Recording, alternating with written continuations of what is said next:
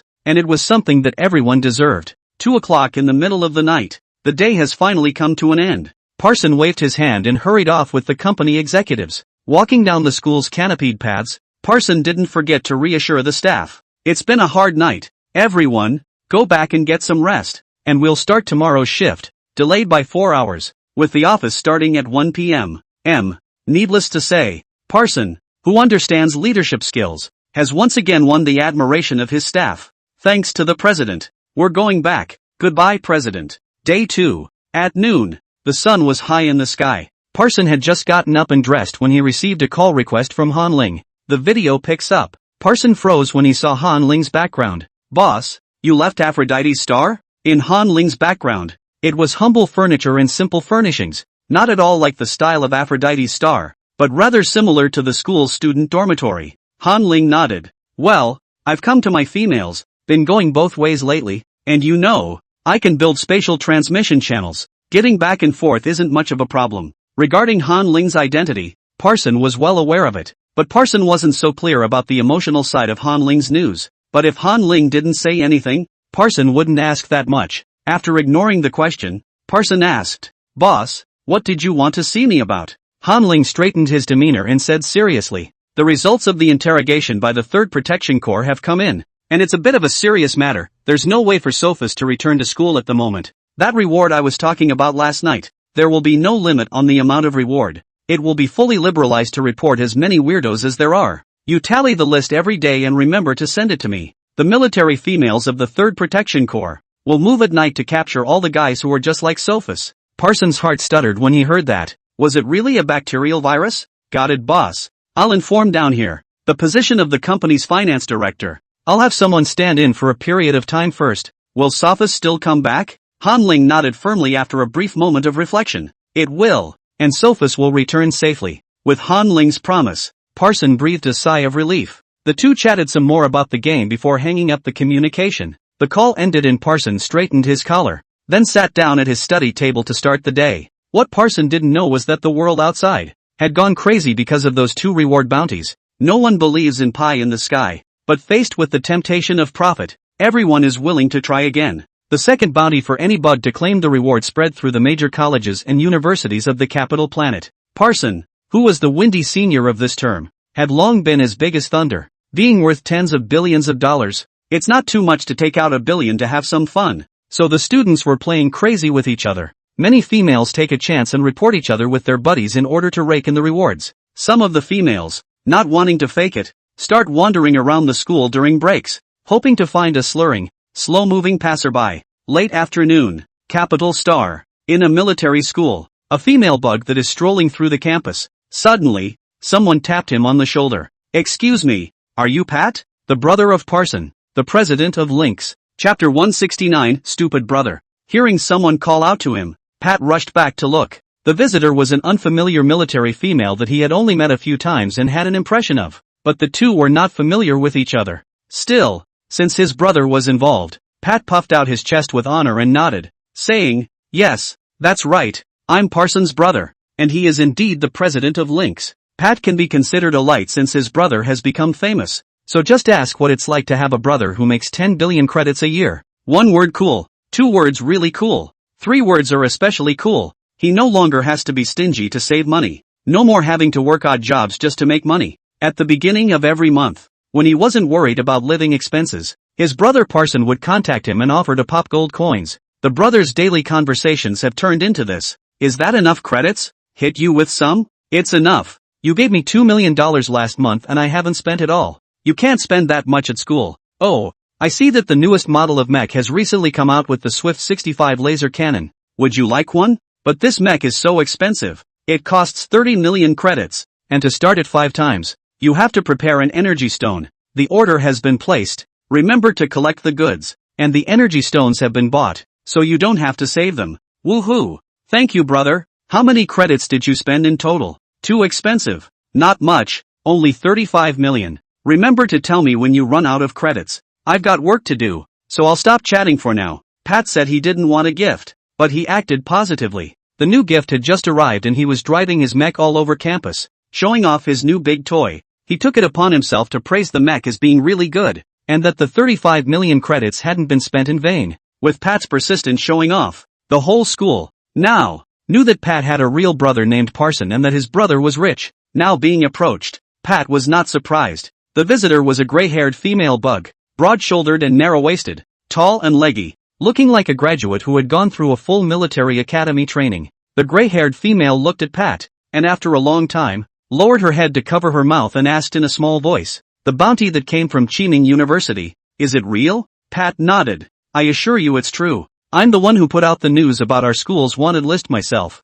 Are you trying to report it? If you're not sure, you can just submit it to me, and I can advance you the money up front and I'll report it for you." Hearing this, the gray-haired female worm's expression relaxed a bit, then scratched her head and whispered, "I would like to report my roommates. Lately all 3 of my roommates have been acting out of character. They have been acting out somewhat, much like the message says they are slow to move and slurring their words, and I live in room 708, building 16, Fountainhead." 3 bounty targets appeared at once, and Pat's hand, which had been about to open the light brain to transfer money, stopped. "Are there really 3 of them? Don't you come here to cheat on the bounty?" Being slandered and swindled, the gray-haired female worm's expression froze. Then she frowned. "If you don't believe me, you can come with me to take a look. However, I feel that they are a bit dangerous, and since I discovered their abnormality, I haven't stayed in my dormitory and have been living off campus. What they've become now, I don't know. It's expensive to live off campus, and if there wasn't a bounty on them, I wouldn't have thought about it or come to report it."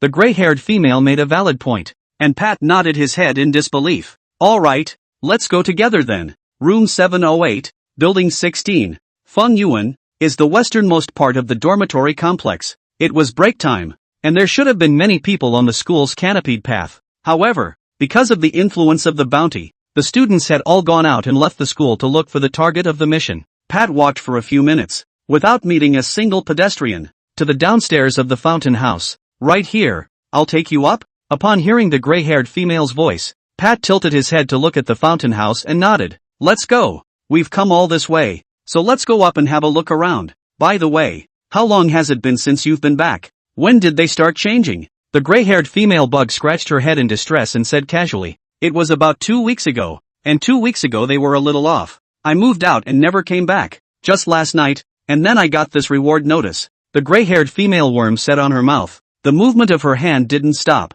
The clicking sound came out. That was the gray-haired female worm was using 5 fingers, quickly scratching her scalp to make a sound. The sound seemed so odd and abrupt in the hallways of the dormitory. Pat looked at the gray-haired female strangely. "What happened to your hair?" The gray-haired female bug laughed nervously twice, still keeping her head lowered. "It's nothing, just some itchy hair. I guess the environment wasn't too clean when we were staying out. Let's go." Pat heard the word itch and felt an itch begin to form on the top of his head. Too. He couldn't help but raise his hand and scratch his dark blue hair. Pat said in his mind, How come this bad habit hasn't broken? When I was a kid, I always learned everything from my brother Parson. And I still do. Watching others makes your own ass itch. Watching others eat makes you want to taste the salt. Pat scratched his head, spat on himself for a few seconds, and started climbing the stairs upwards. The whole staircase was silent. All that was left was the sound of clatter, clatter, clatter, clatter of heels hitting the ground with regular rapidity. The duo was extremely fast.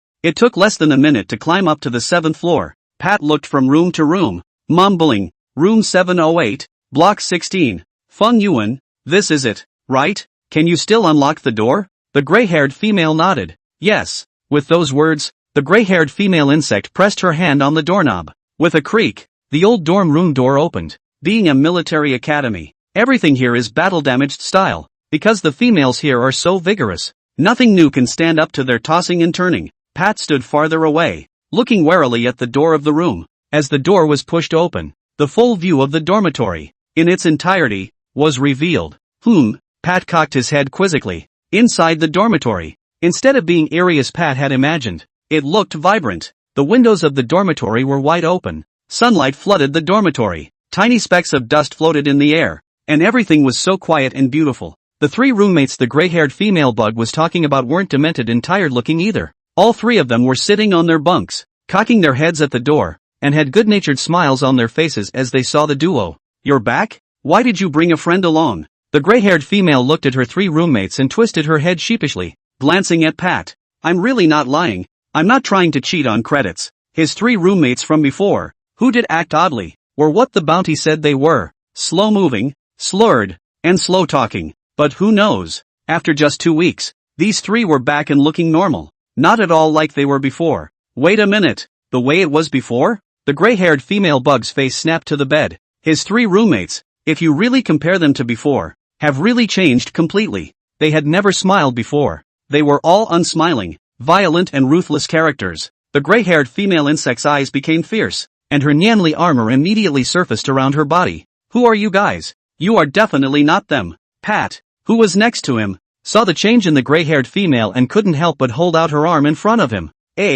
Don't be like that. Don't be like that. I believe you are really in trouble. You're really short of credits to cheat on the bounty. Don't be angry. If you're really short of money, I can lend it to you. Just remember to pay it back. The three of them are innocent. Don't do anything. Pat assumed that the gray-haired female bug was trying to hit because she had been caught in a lie and couldn't wipe her face and bow down and admit she was wrong. The awkwardness of the situation made Pat's head spin, the itch burrowing through his scalp, and he couldn't help scratching his hair. The gray-haired female frowned as she explained. No, Pat, these three are definitely not my roommates. At this moment, an ethereal and distant voice suddenly came from above them. Talking about what? We're a team. Click. It seemed to be the sound of something breaking. Pat just shifted and felt dizzy and sky-high. He opened his mouth to warn the gray-haired female of his safety, but no sound could be made. Ahem. Yes, a family person. The voice penetrated his ears and Pat opened his eyes incredulously and looked ahead. The voice, it was clearly his, who was pretending he was talking.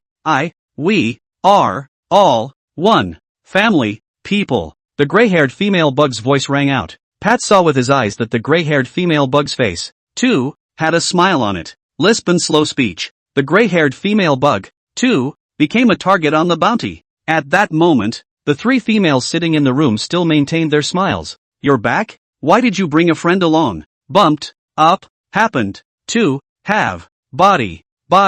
The same question, asked again, and Pat's eyes widened in shock. He then realized that the greeting he had just given was not for them either. There were strange creatures that had invaded his body and seized control of it. He lost control of his arms and legs, lost control of his muscles. Now Pat could only see the outside world, through his eyes. Only the eyes, which still belonged to him, or were shared, made more sense. Such a tricky situation made Pat a million times more nervous. He was like a desperate hunter who didn't know how to get out of a desperate situation. What should I do? What should he do? Suddenly, a strange voice came. The eye links to the brain, but the brain doesn't know the eye exists because the eye is not part of the body, not part of the immune system. The relationship we have now is like eyeballs and brains. You hide in your body. I show you the world. We don't interfere with each other. What's wrong with that? As soon as the voice appeared, it took on a cocky tone, and Pat inwardly murmured that the culprit had been found. What are you? Why are you taking over my body? The body is just a vessel. If you can use it,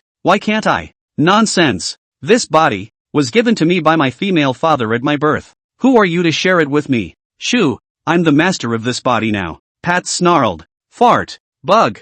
You're the outsider. This body belongs to me forever. I'm the brain. Do you know that when the brain discovers the existence of the eyeballs, it will immediately use its immune system and attack the eyeballs until they are completely dissolved? If you don't kill me, I'll kill you sooner or later. And you? Ha, I'm afraid there's no way to get rid of me. After saying that, Pat let out a cold laugh. He had analyzed the pros and cons and advantages of both sides in a very short period of time. Now that this ghostly thing had taken over his body, yet it still came here to lecture him, it meant that this thing must not be able to completely destroy him. Oh, don't think for yourself. You can scream here yourself. I don't want to waste time with you. The monster's words had just finished. Pat then realized that his legs and feet moved. Originally flexible limbs, at this time stiff as wood. When taking steps, even the toes or feet landing, cannot control. The three roommates of the gray-haired female smiled and encouraged. It's nice to have a body, and you two need to move and talk a lot. And after you've bonded, this is your body. It turned out that the reason these monsters had smiles on their faces all the time was because they were really happy to get their bodies. With the guidance of their seniors, the bodies of Pat and the gray-haired female insect then moved continuously, and all Pat could do was look through his eyes and watch it all happen, powerless to stop it, powerless to change it. He's been abandoned by the whole world. While the two were active, the three roommates of the gray-haired female were chatting. The sound came through the vibrations, penetrating the skin and reaching Pat's ears, sounding a little foggy. Yesterday there was suddenly an extra bounty list against us. Could it be that someone has discovered our presence? It's possible. After all, with a new body, it's not very controllable. What's to be afraid of? No one will find anything unusual. What can they check? Oh, that makes sense. Then feel free to ignore it. No one can take away our bodies. Pat listened to the trio's chat and was secretly shocked. What kind of monsters are these? Surprisingly, none of them were afraid of being wanted or arrested. They were really too arrogant.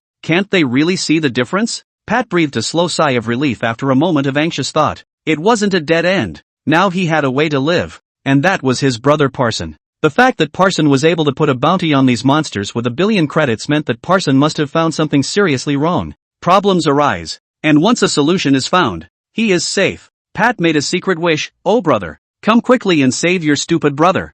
I'm caught. Maybe it's a brotherly heart-to-heart. Parson, who was far away at the University of Enlightenment, suddenly looked up from his desk. Inside the simply furnished dorm room, Parson, in his loungewear, stood up and raised his arms to rub his hair. What's wrong? Why do you suddenly feel like there's something I've forgotten? Parson's heart was in a bit of a panic as he anxiously glanced around the dormitory a few times, then glanced at the clock again and realized, oh, it's the beginning of the month. Time to call Pat for his living expenses. Parson then took out his light brain and transferred 2 million credits to his brother's account. With that done, Parson's mind was much more at ease, and he returned to his chair and gave his full attention to his work. Chapter 170 News from the Empire Star. At this time, the edge of the starfield.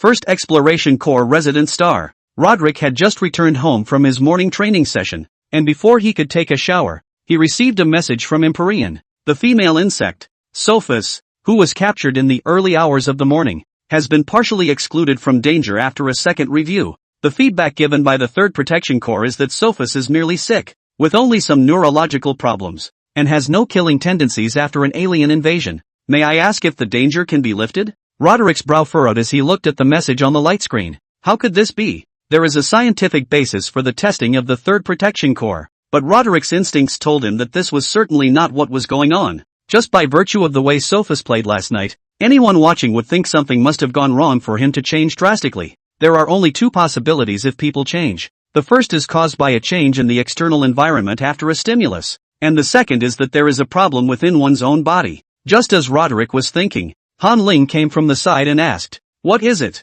Roderick?" Seeing the carefree and cozy look in Han Ling's black eyes, Roderick brought a smile to the corner of his mouth. At this moment, he could only laugh by looking at Han Ling. Roderick reached out his hand and dragged the light screen, showing Han Ling the message on the light screen, explaining, "Your Excellency, the second interrogation is over. This time the 3rd Protection Corps didn't find anything unusual, and that side wants to close the case. Perhaps things are worse than we thought." Han Ling lifted his hand and rubbed his chin in thought, muttering, no anomalies? It shouldn't be. I logged on to the company's report mailbox at noon and took a look. From 2 a.m. to 2 p.m., I received several hundred emails in just 12 hours time. This means that there's more than one case of a female bug that has changed like Sophus. It's definitely not normal. How did the trial go? Roderick's eyes lit up at the nod. Yes, Your Excellency, these emails you're getting are evidence that something is really out of the ordinary. Han Ling nodded, then asked suspiciously, by the way, if I remember correctly, in the early hours of the morning,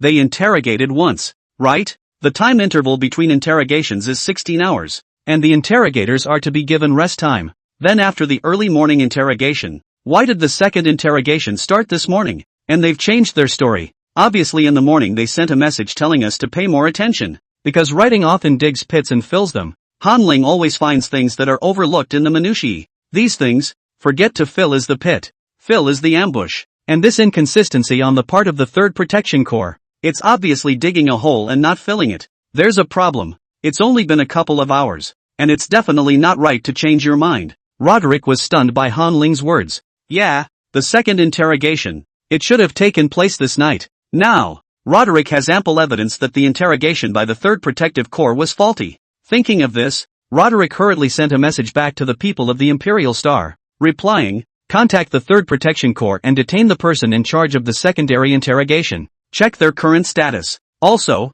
who is in charge of contact with Aurora Life? Silicon Life now? What legions are there? Have them submit a racial analysis report. Send the available information. All of it. The person who contacted Roderick was obviously not a single person, but an intelligence team, or intelligence center to be sure. After only a few minutes, all the information Roderick needed was sent over. One by one. Silicon-based life is the responsibility of the 5th Guard Legion. In charge, Housemaster Dowling. Aurora Life is in charge of the 7th Construction Corps. In charge, House Lord Flo. Both Silicon-based life and Aurora Life are currently on the capital planet. One of them, the Silicon-based life, is easily recognizable as a humanoid creature with a look and form very similar to ours. But the Aurora Life is not well recognized. And according to the feedback from the 7th Construction Corps, we have no way to detect its location. Nor is there a better means of technical screening. Aurora Life has a very special form, visible to the naked eye in sunlight, but undetectable by current technological means.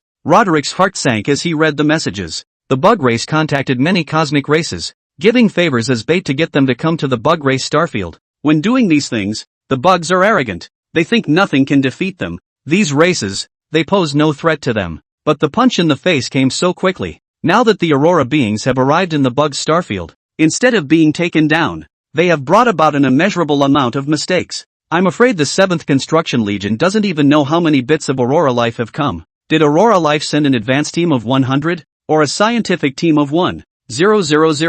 Or an expedition of 10,000?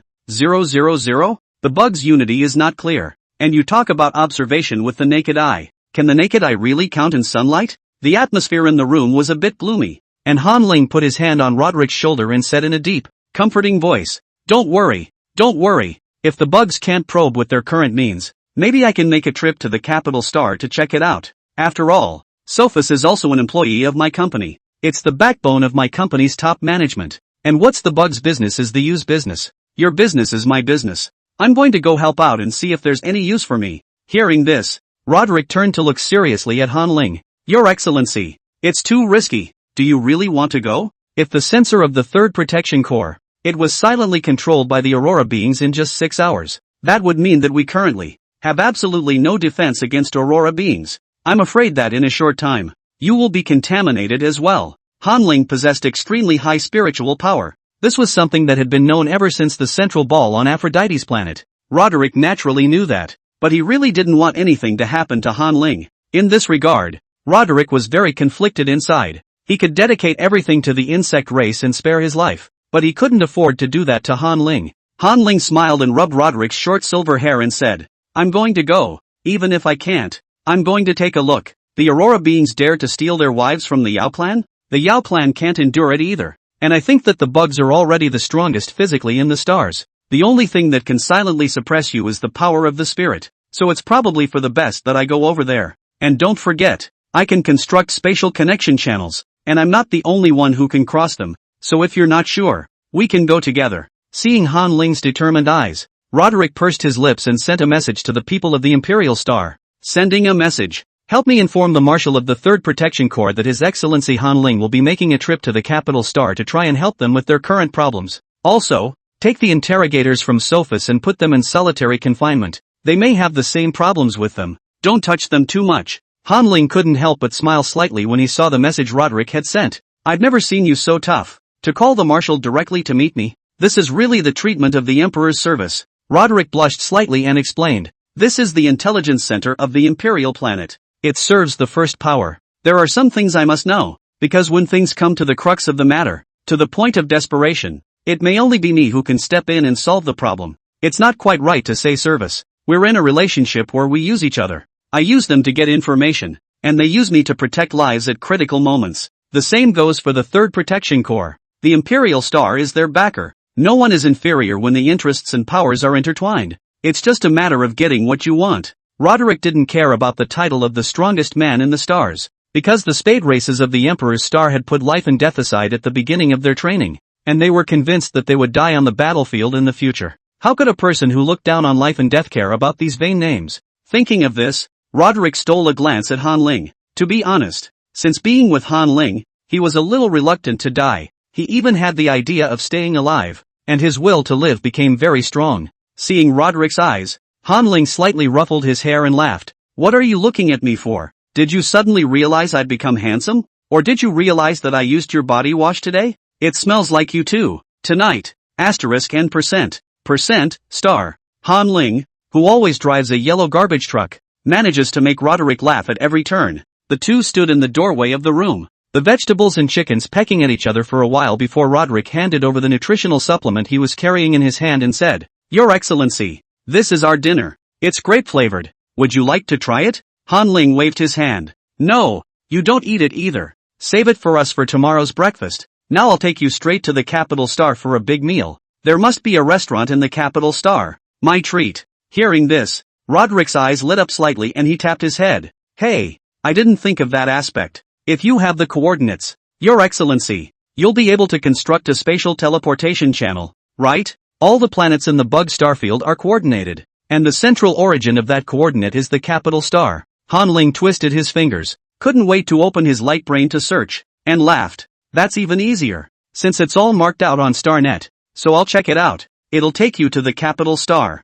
If he were to go to Capital Star by himself, Han Ling would still be a bit scared. After all, he was a male bug that couldn't be lifted by his shoulders or carried by his hands, and could be taken captive at any time. But if he had Roderick by his side, he was much more at ease. The two said they would do it. After Han Ling searched for the coordinates, he immediately entered the spiritual plane, extended his spiritual power, and began to construct a spatial teleportation channel. While waiting, Roderick also received a reply message from the Imperial Star. The 3rd Protective Corps has taken Sophus interrogator and recorder into custody. The two of them are being held in a separate interrogation room. For the moment, Sophus and the duo have been quarantined and no one can get close. The Marshal and Admiral of the 3rd Protectorate Legion have their fleet ready and are on their way to the planet Avro to meet His Excellency. Hanlon. Roderick glanced at Han Ling, who was constructing a spatial teleportation channel, and lowered his head to speak to the people of the Imperial Star. There's no need to go through so much trouble. This time when His Excellency Han Ling goes to the Capital Star, I will accompany him. Just have the Marshal of the 3rd Protection Legion wait for me at the headquarters, and we'll move together next. After saying that, Roderick put away the light brain. This trip to the Capital Star, they had to go. However, this decision of his caused the Imperial Star Intelligence Center, which was half a star field away, to explode. Who is Roderick? Yes, he's the #1 intergalactic powerhouse, but he was also the provider of this triple blood injection. Once something happened to Roderick and the blood was cracked, all the females injected with this batch of triple blood potion would be affected. In the exchange with the 3rd Protection Corps, the Intelligence Center already knew that the sudden change in Sophus' personality might be related to the Aurora beings. The cooperation with Aurora Life concerns the future life forms of the bugs and the direction of history. However, the capital planet is the default large-scale testing ground. This is the future of the bugs. So after a brief period of calm, Roderick was bombarded with messages from the Imperial planet on his optical brain. The drip, drip,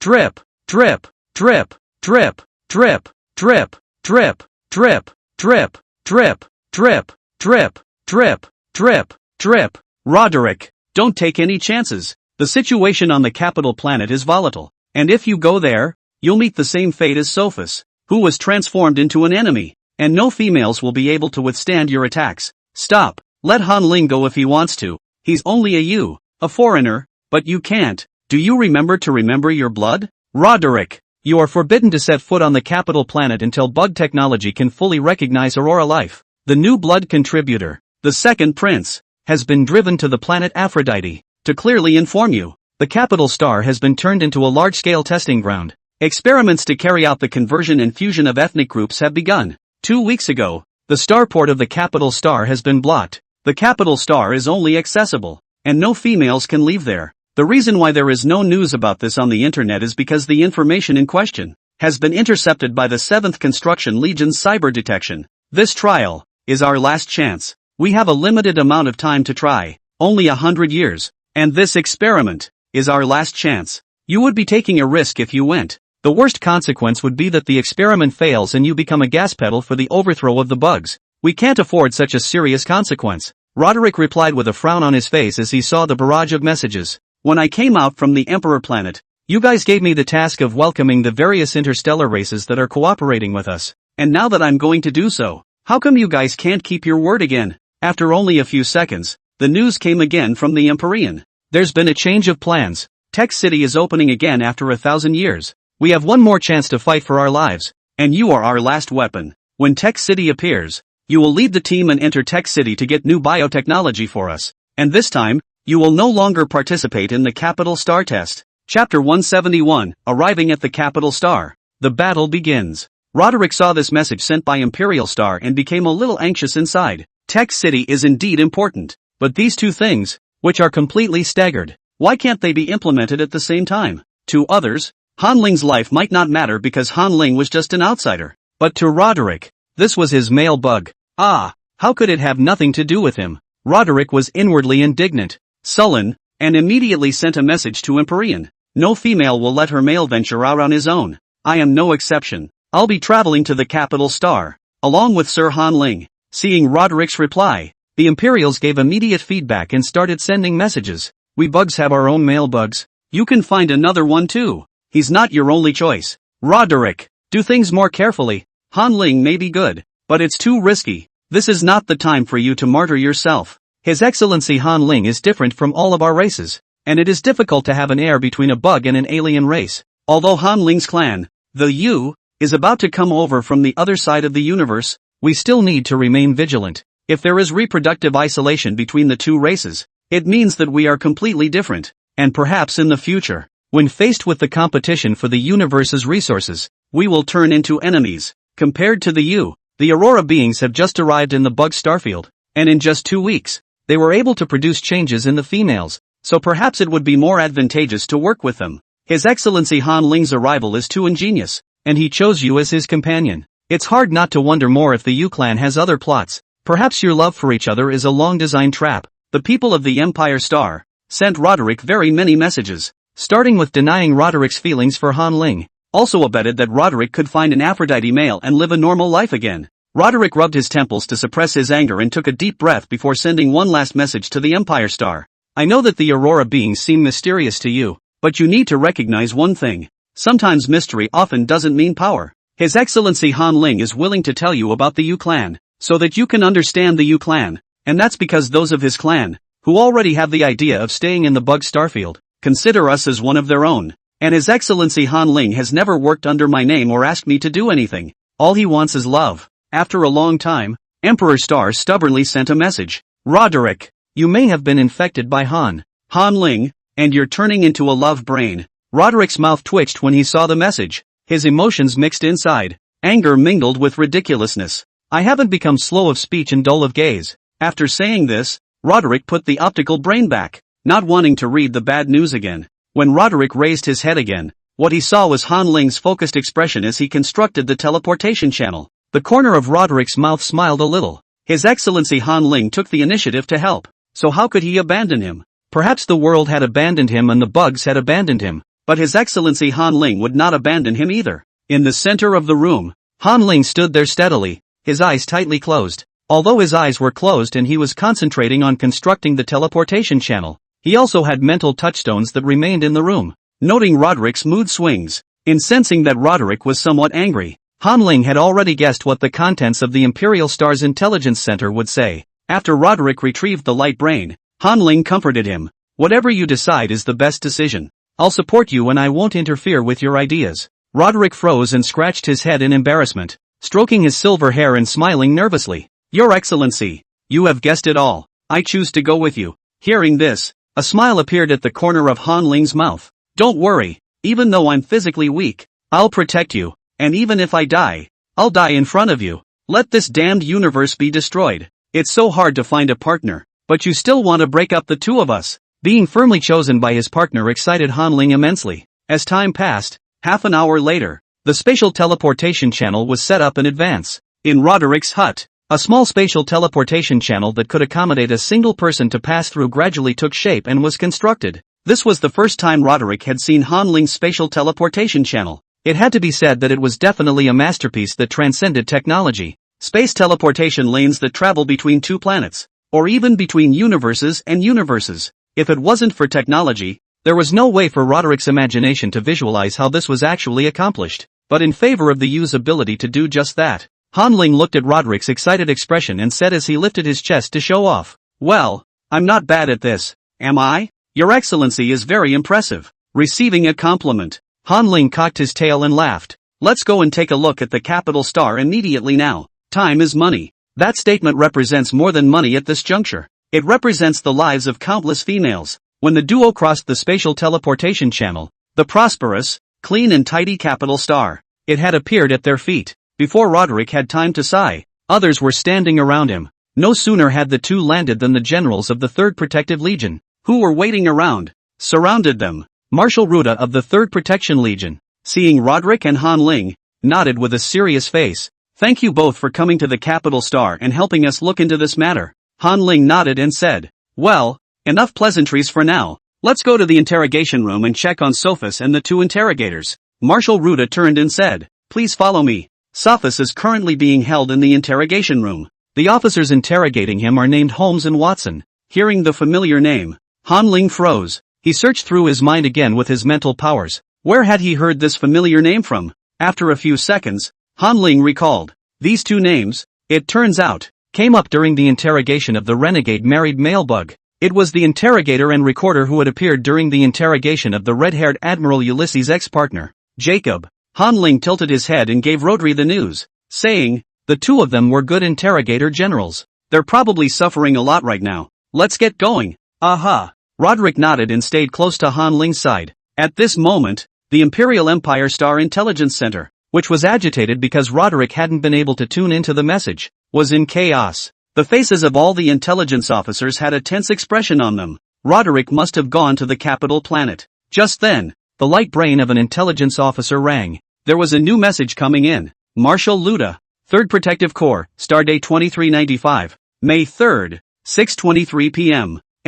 Roderick arrives at the capital planet. At the sight of this message, the hearts of the intelligence officers, who had been on edge, collectively stopped beating for a few seconds. After a long time, they slowed down and rushed to send this message to the important people. "Attention! Please, be advised. Roderick has entered the capital planet blockade. Please maintain contact at all times. Enter a state of readiness and intensify artillery attacks." After the message was sent, the marshals of the 8 legions of the bug race in the starfield received the text message at the same time. The 2nd War Corps receives. The 4th War Corps receives. The 6th War Corps receives. 8th War Corps receives. Gunfire at the ready. The 4 War Corps were the first to reply. Within the starry sky far away from the capital star, in the dark and silent universe, there were universe-class battleships of the 4 major war legions stationed. The gunfire pods had long since been opened. The orbital launch angle calculated and changed at all times. It was always aimed at the capital star. They've been planning for this experiment for a long time. From the time the prophecy appeared, contacting the foreigners 1,000 years ago, they expected that one day, this would be the situation. At this time, the capital star, inside the Flow Literary Agency building, Old Flo was still sitting in his boss chair, leaning back leisurely and smoking a cigar, waiting to feel the message vibrate from between his wrists. Old Flo lowered his eyes and opened his optical brain to look at it. After reading this message, Old Flo's brow furrowed in thought for a moment before he contacted his secretary with his contact and said, "Get me the contact at Aurora Life. Tell him it's okay to talk about that experiment." After a long time, The office door was opened and a female bug walked in. The female bug was clearly empty in front of him, but he raised his arm and pointed to the couch next to him. "Have a seat." When the secretary had gone out, Old Flo drew his cigar through his fingers and puffed a mist into the front. In the hazy mist, a transparent figure was revealed in vain. "I hate the damn stench of smoke." Aurora Life's contact broke into a snort, then grunted with a sneer. "Why did you call me over to talk about the experiment all of a sudden?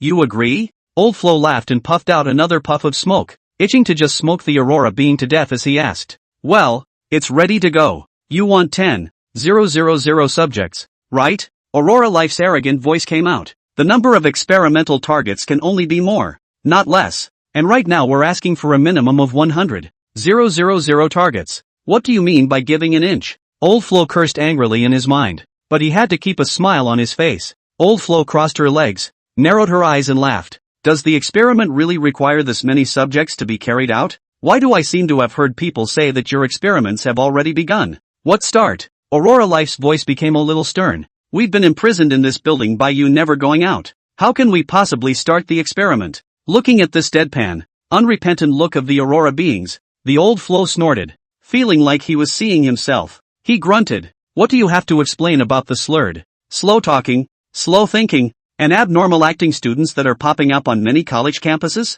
Aurora Life gave a disdainful laugh. "If you're going to smear us and show proof, how can that be linked to us? I don't get it." At this time, just not far from the Flow Literary Society, in another building, in the sparring training room, Bart, the head of liaison for the 5th Guard Legion, is in a sound battle with the head of Silicon-based life. Since the red-haired Admiral Ulysses left the 5th Guards, the position of Admiral has been left vacant. The consequence is that the 5th Guardsmen Corps has seen a reshuffle in positional promotions. Ensign Bart, who was previously stationed at the Freville Resource Star, was not ashamed of making lewd gestures in public during the assembly. He was appointed as the liaison leader of the contact with the alien race this time. Wearing the pure black uniform of the 5th Guard Legion, Bart's nimble bug armor was in full force, and his majestic muscular strength carried a powerful might as he quickly rushed towards a figure. Boom! In a short period of time, the heavy fist had been swung 100 times, and the sound of the broken wind brought about by the vibrations of the limbs rushing and colliding,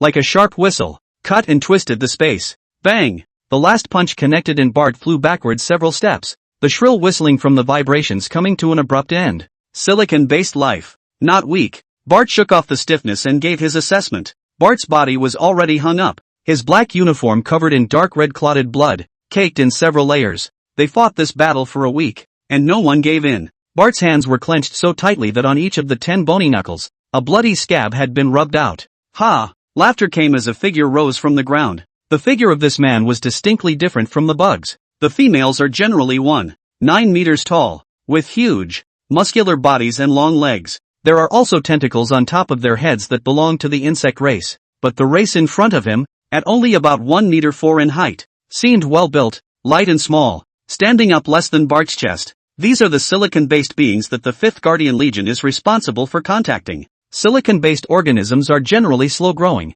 so they are small and have very hard bodies. When a bump occurs, the bugs may hurt the enemy 1,000 times and damage themselves, causing chapped skin. The head of the silicon-based race looks small, but acts in an old-fashioned manner. The man in charge laughed, his voice low and husky. We silicon-based beings believe that the universe is not, among other things, a dark forest law. We prefer to touch the law. There are 3 parts to the law of touch. The first one is called friendly contact. The second is called malicious contact. The third link is called confirmation of contact. Bart shook his dark brown hair and gray eyes, staring intently at the silicon-based being. I know about the law of touch, a theory that comes from 2 snails touching. When snails touch each other, they will first extend their antennae and gently touch, then will use muscles and make malicious contact. In the end, if the 2 sides are evenly matched, confirmed contact is made. The silicon-based being smiled and said, upon malicious contact, I recognize that the bugs are a powerful race, on par with us. Can we make final confirmation contact?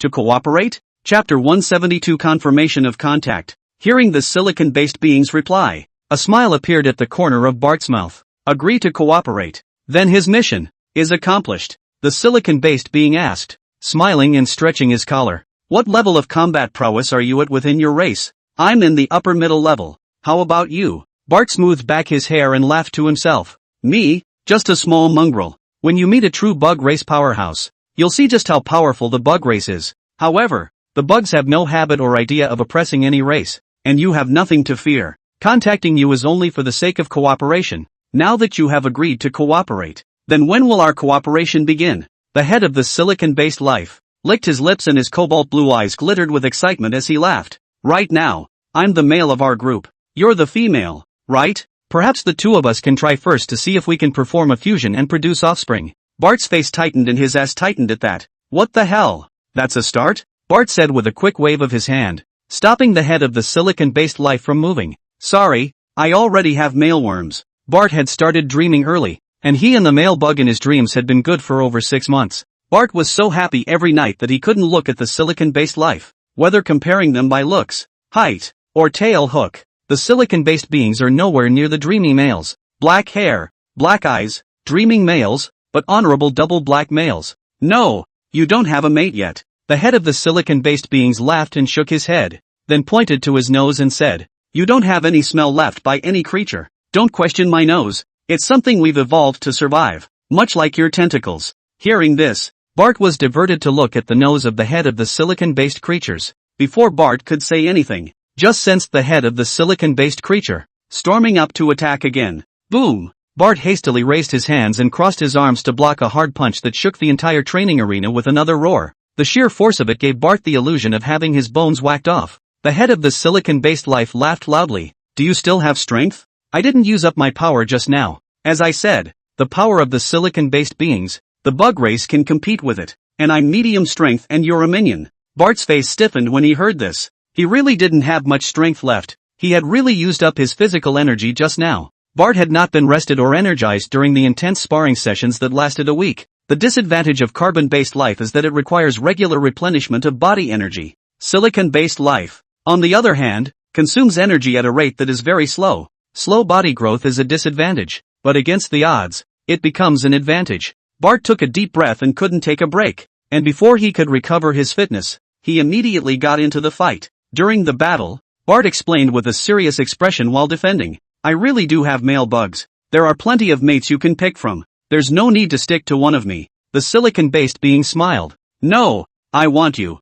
I like strong females like you. Inside the closed training ground, once again, countless sounds of air-breaking winds resounded. Bart is looking for a chance to counterpunch as he tries to escape. The silicon-based being's attacks, on the other hand, became progressively more obscene, as if teasing the females he had his eye on. Chapter 173, Negotiation of the Aurora Beings. The other side. Inside the Flow Literary Press, the negotiations between Flow Sr. and the head of Aurora Life continue. The atmosphere in the office had dropped to freezing point. The cigar that old Flo had in his mouth was all set to burn out the moment the fire had long since died out. There wasn't even a single echo in the 1,000-square-foot office. At this point, the slender tentacles on top of old Flo's head were fully erected, and his heart was already filled with rage. The tentacles of the insect race have the function of probing and sensing, but it is a waste of the female's attention and physical energy to keep them erected at all times. So usually the tentacles are hidden in the hair. Bugs only let their tentacles fully establish themselves when they enter combat, allowing the ability to probe and sense to be at its strongest level. The Flow family has always had problems with genetic ability. The males have always been high-ranking males, with either an A or B genetic grade. The females of the Flow family, however, have only C and F genetic grades. But at this moment, even though old Flo's genetic level was only C grade, he sensed that the entire building was unusual. Under the detection of the combat status tentacles, old Flo realized that there wasn't a single sound, not even footsteps, in the 100 floors of office buildings up and down the Flow Literary Society. Didn't any of the bug personnel in the building, including the core of secretaries who worked in his lower office, walk around on the floor? Put! A stifled laugh came. The head of Aurora Life, seeing old Flo's dumbfounded look, couldn't help but laugh and taunt. Old fuddy-duddy. What? Are you just reacting now? The female insects in the entire building are under our control. How much of a waste are the bugs to have you? An old man, running us? More wasteful than the letter describes. What an insouciance.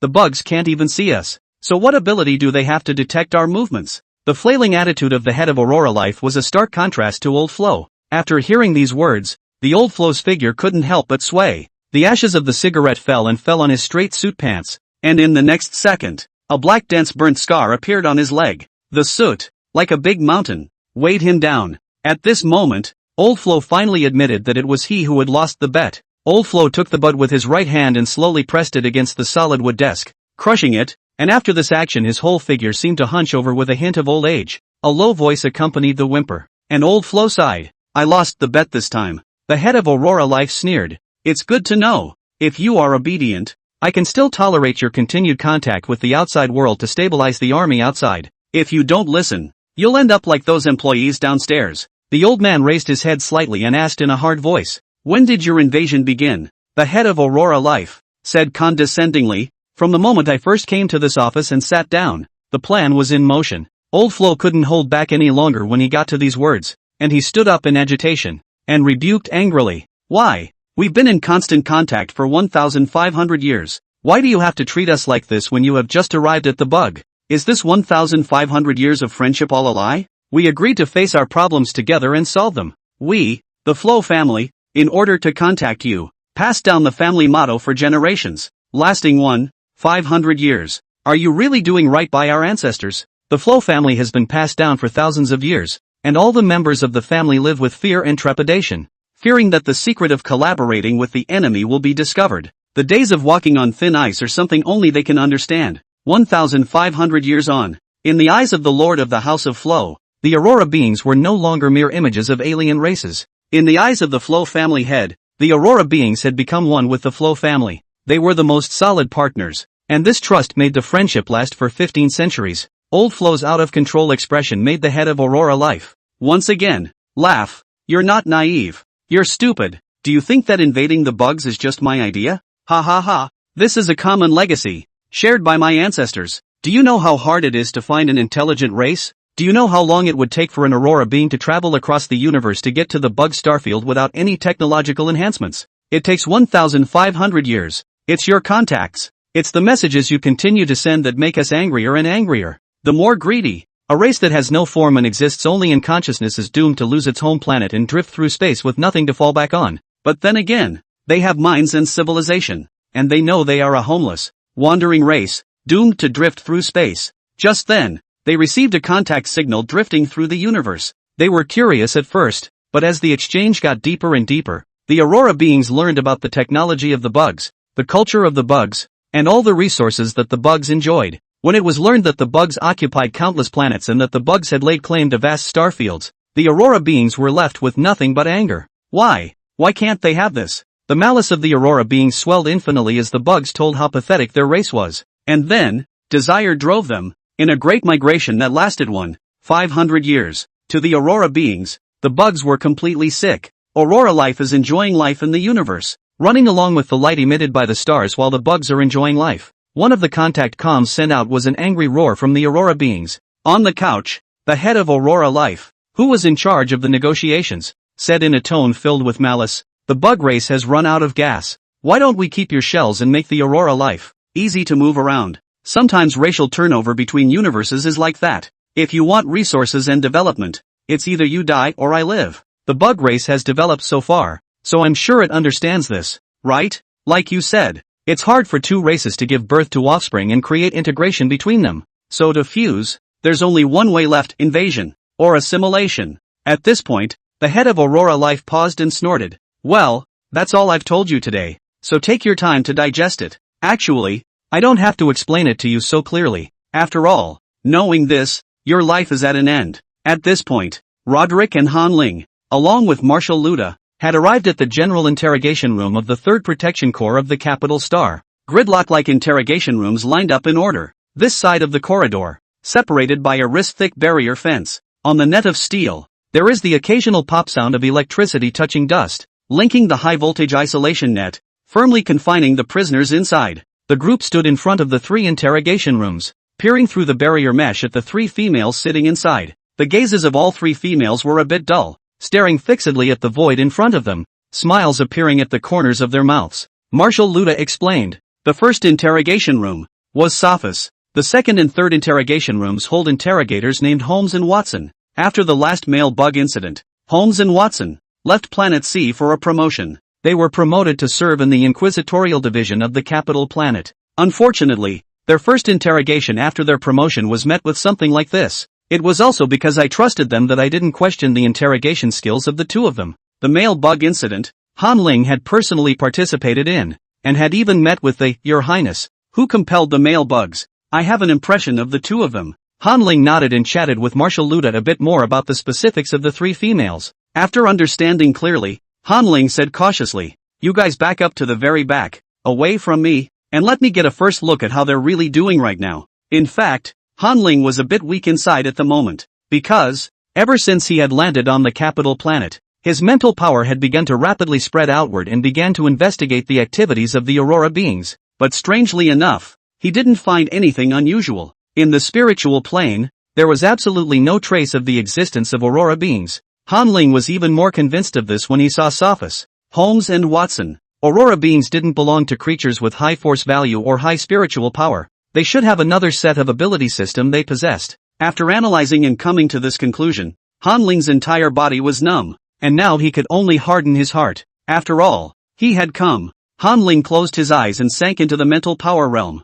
In the spiritual plane, a gray and pale universe, Han Ling's mental body was tangled messily, as if it were a huge black monster with ever-extending tentacles. The tentacles spread along the vacant streets until they wrapped around the entire capital star. Compared to the capital star, the size of Han Ling's mental body was not inferior at all. These mental touch filaments were like Han Ling's eyes as he focused on Roderick's side and then found the mental touch filaments of the three Sophus. Han Ling stretched out a black tentacle, and with a pft sound, the mental power tentacle instantly exploded into tens of thousands of mental power tentacles, densely packed, and surrounded the weak mental power tentacles of the three Sophus. Han Ling observed and compared how these three were different from Marshal Luda's mental touch silk. Half an hour passed. After inspecting them inch by inch under Han Ling's meticulous observation, he finally realized that there were indeed some abnormalities in these three spiritual touchstones compared to Marshal Luda. The mental plane, where all the bugs' mental powers are shown as black, though the insectoid's mental power was weak and somewhat gray. It was also pure black when you looked closely,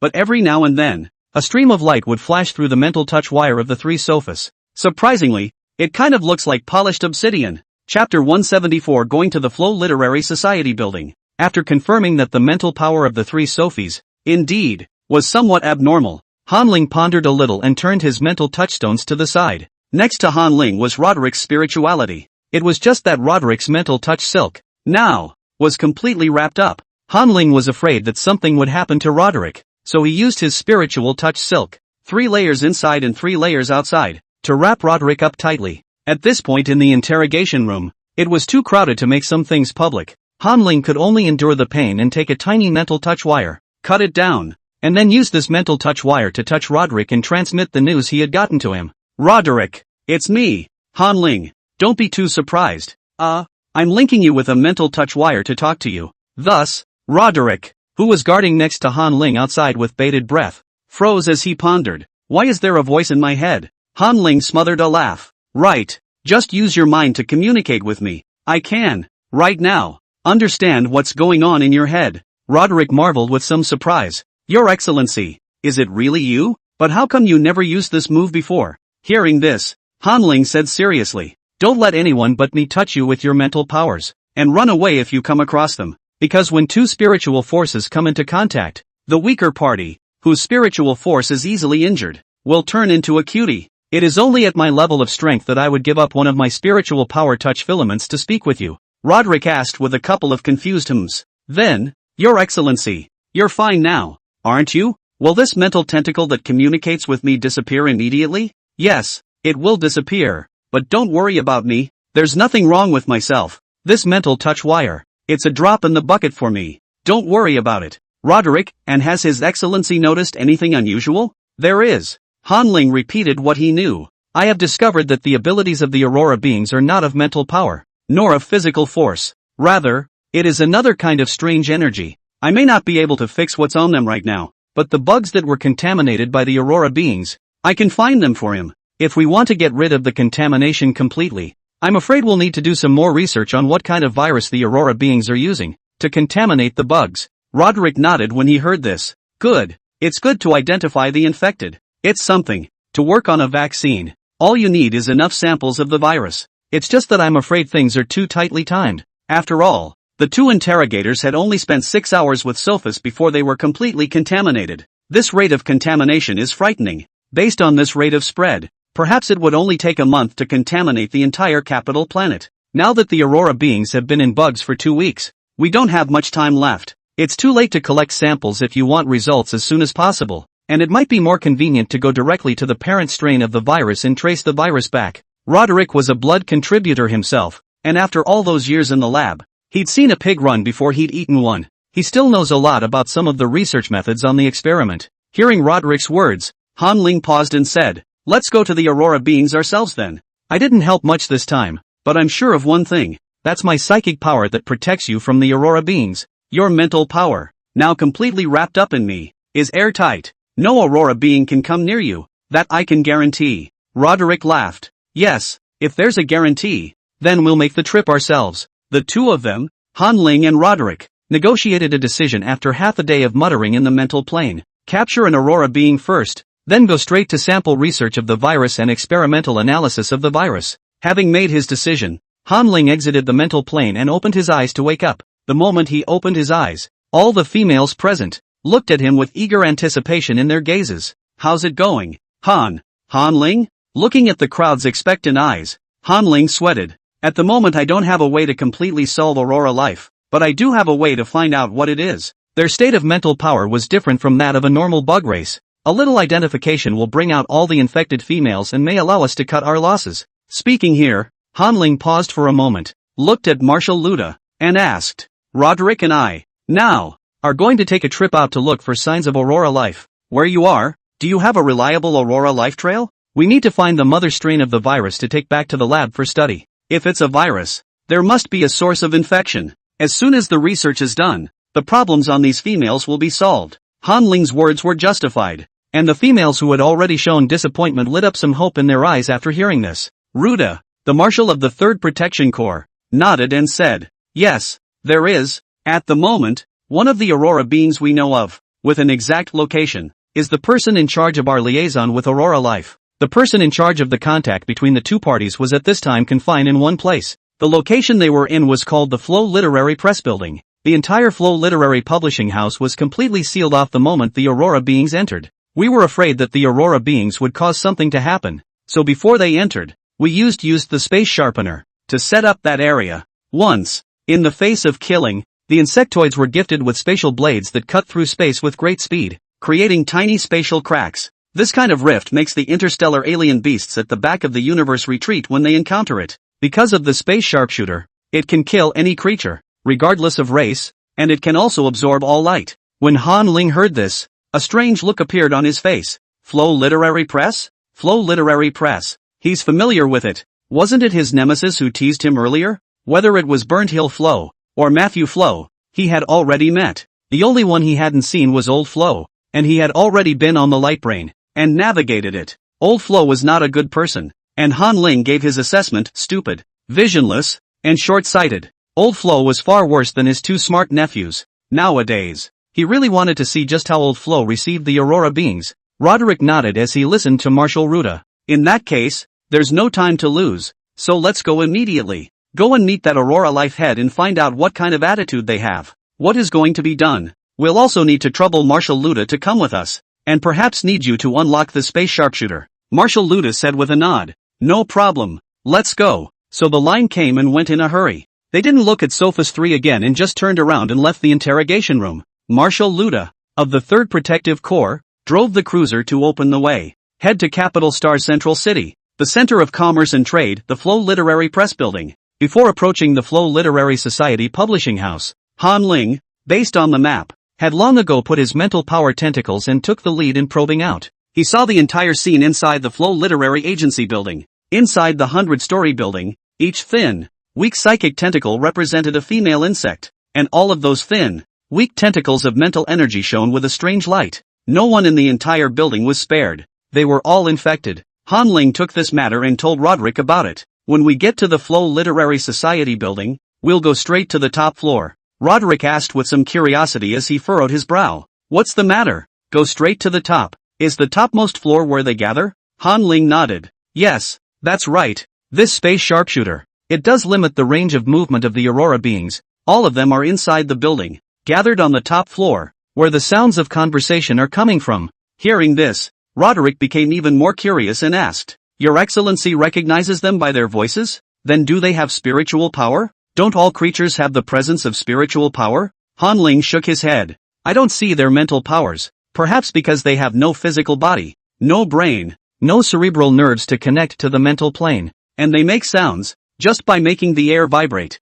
Roderick nodded knowingly. It only took them half an hour to cross half of the city and arrive in front of the Flow Literary Society's building. The group got out of the car and stood below the Flow Literary Society's building. Looking upward, 100-story buildings, like steel behemoths, stood on the earth, as far as the eye could see. Roderick looked to Marshal Ruta and said, Marshal Ruta, please unlock the space sharpshooter and let us in. Hearing this, Marshal Ruta pulled out his optical brain and barked. It's all set up. The space sharpshooter has been set up and the restriction is only open for 1 second. When my countdown is over, you will go in without delay. Roderick nodded, and Han Ling even took the initiative to reach out her hands and wrap them around Roderick's neck, hanging onto Roderick's body as if it were a pendant. Hold me tight, Roderick. Yes, Your Excellency. Being hugged by his own female bug, Han Ling didn't feel ashamed, but instead gloated and touched his abs. Roderick placed his left arm across his body and firmly wrapped it around Han Ling's waist, shielding his back where his heart was. The countdown begins in 5, 4, 3, 2, 1, on. Before the word open even fell, Roderick scurried out as if he were a stump. There was a flash of blue light in front of them, and they disappeared again. 1 second has passed. Han Ling and Roderick's figures, too, had disappeared into thin air. Marshal Ruta turned to the Flow Literary Society building and looked up the floor. Only Roderick's figure, rapidly flashing, appeared with countless residual shadows. His feet stepped on the edges of some raised buildings, and in a short period of time, he followed the buildings and climbed up to the highest floor of the Flow Literary Society building. Even Marshal Ruta's eyes couldn't catch Roderick's trail, and when Marshal Ruta raised his head, he only heard a click. Glass shattered on the top floor of the building. Roderick had stepped inside the building. Seeing this scene, Marshal Ruta couldn't help but sigh in admiration. Roderick's talent was truly unmatched. Flow Literary Press Building, top floor. There was a cracking sound, and just as Roderick's feet hit the ground, he heard sharp whistling sounds from all directions. Who are you guys? Why did you break in here? Inside the empty office, there was only one female bug with a face that was just beginning to age, topped with white hair, sitting at her desk. He was staring blankly and seemed to still be looking out at the sky, not noticing Roderick and the others. The whistling sound just now was not from him. Han Ling's spiritual power had long wrapped the entire building tightly. He asked rhetorically with a smile, Who are we? You're in bug territory and you're asking who we are? Really? Seeing the Aurora beings, Han Ling's tone was full of provocation. You waited for tens of thousands of years in the river of time before finding the worms. Now that the Aurora beings wanted to snatch someone from the Yao clan, Han Ling would never agree. After saying this, Han Ling was in Roderick's ear, whispering, There are auroral beings in this room who can only make sounds, but cannot see their bodies. However, auroral beings are associated with light, and they emit a faint stream of light from their bodies, which might be more noticeable if they were in sunlight. You pay attention to the surrounding areas with flashes of light. Aha!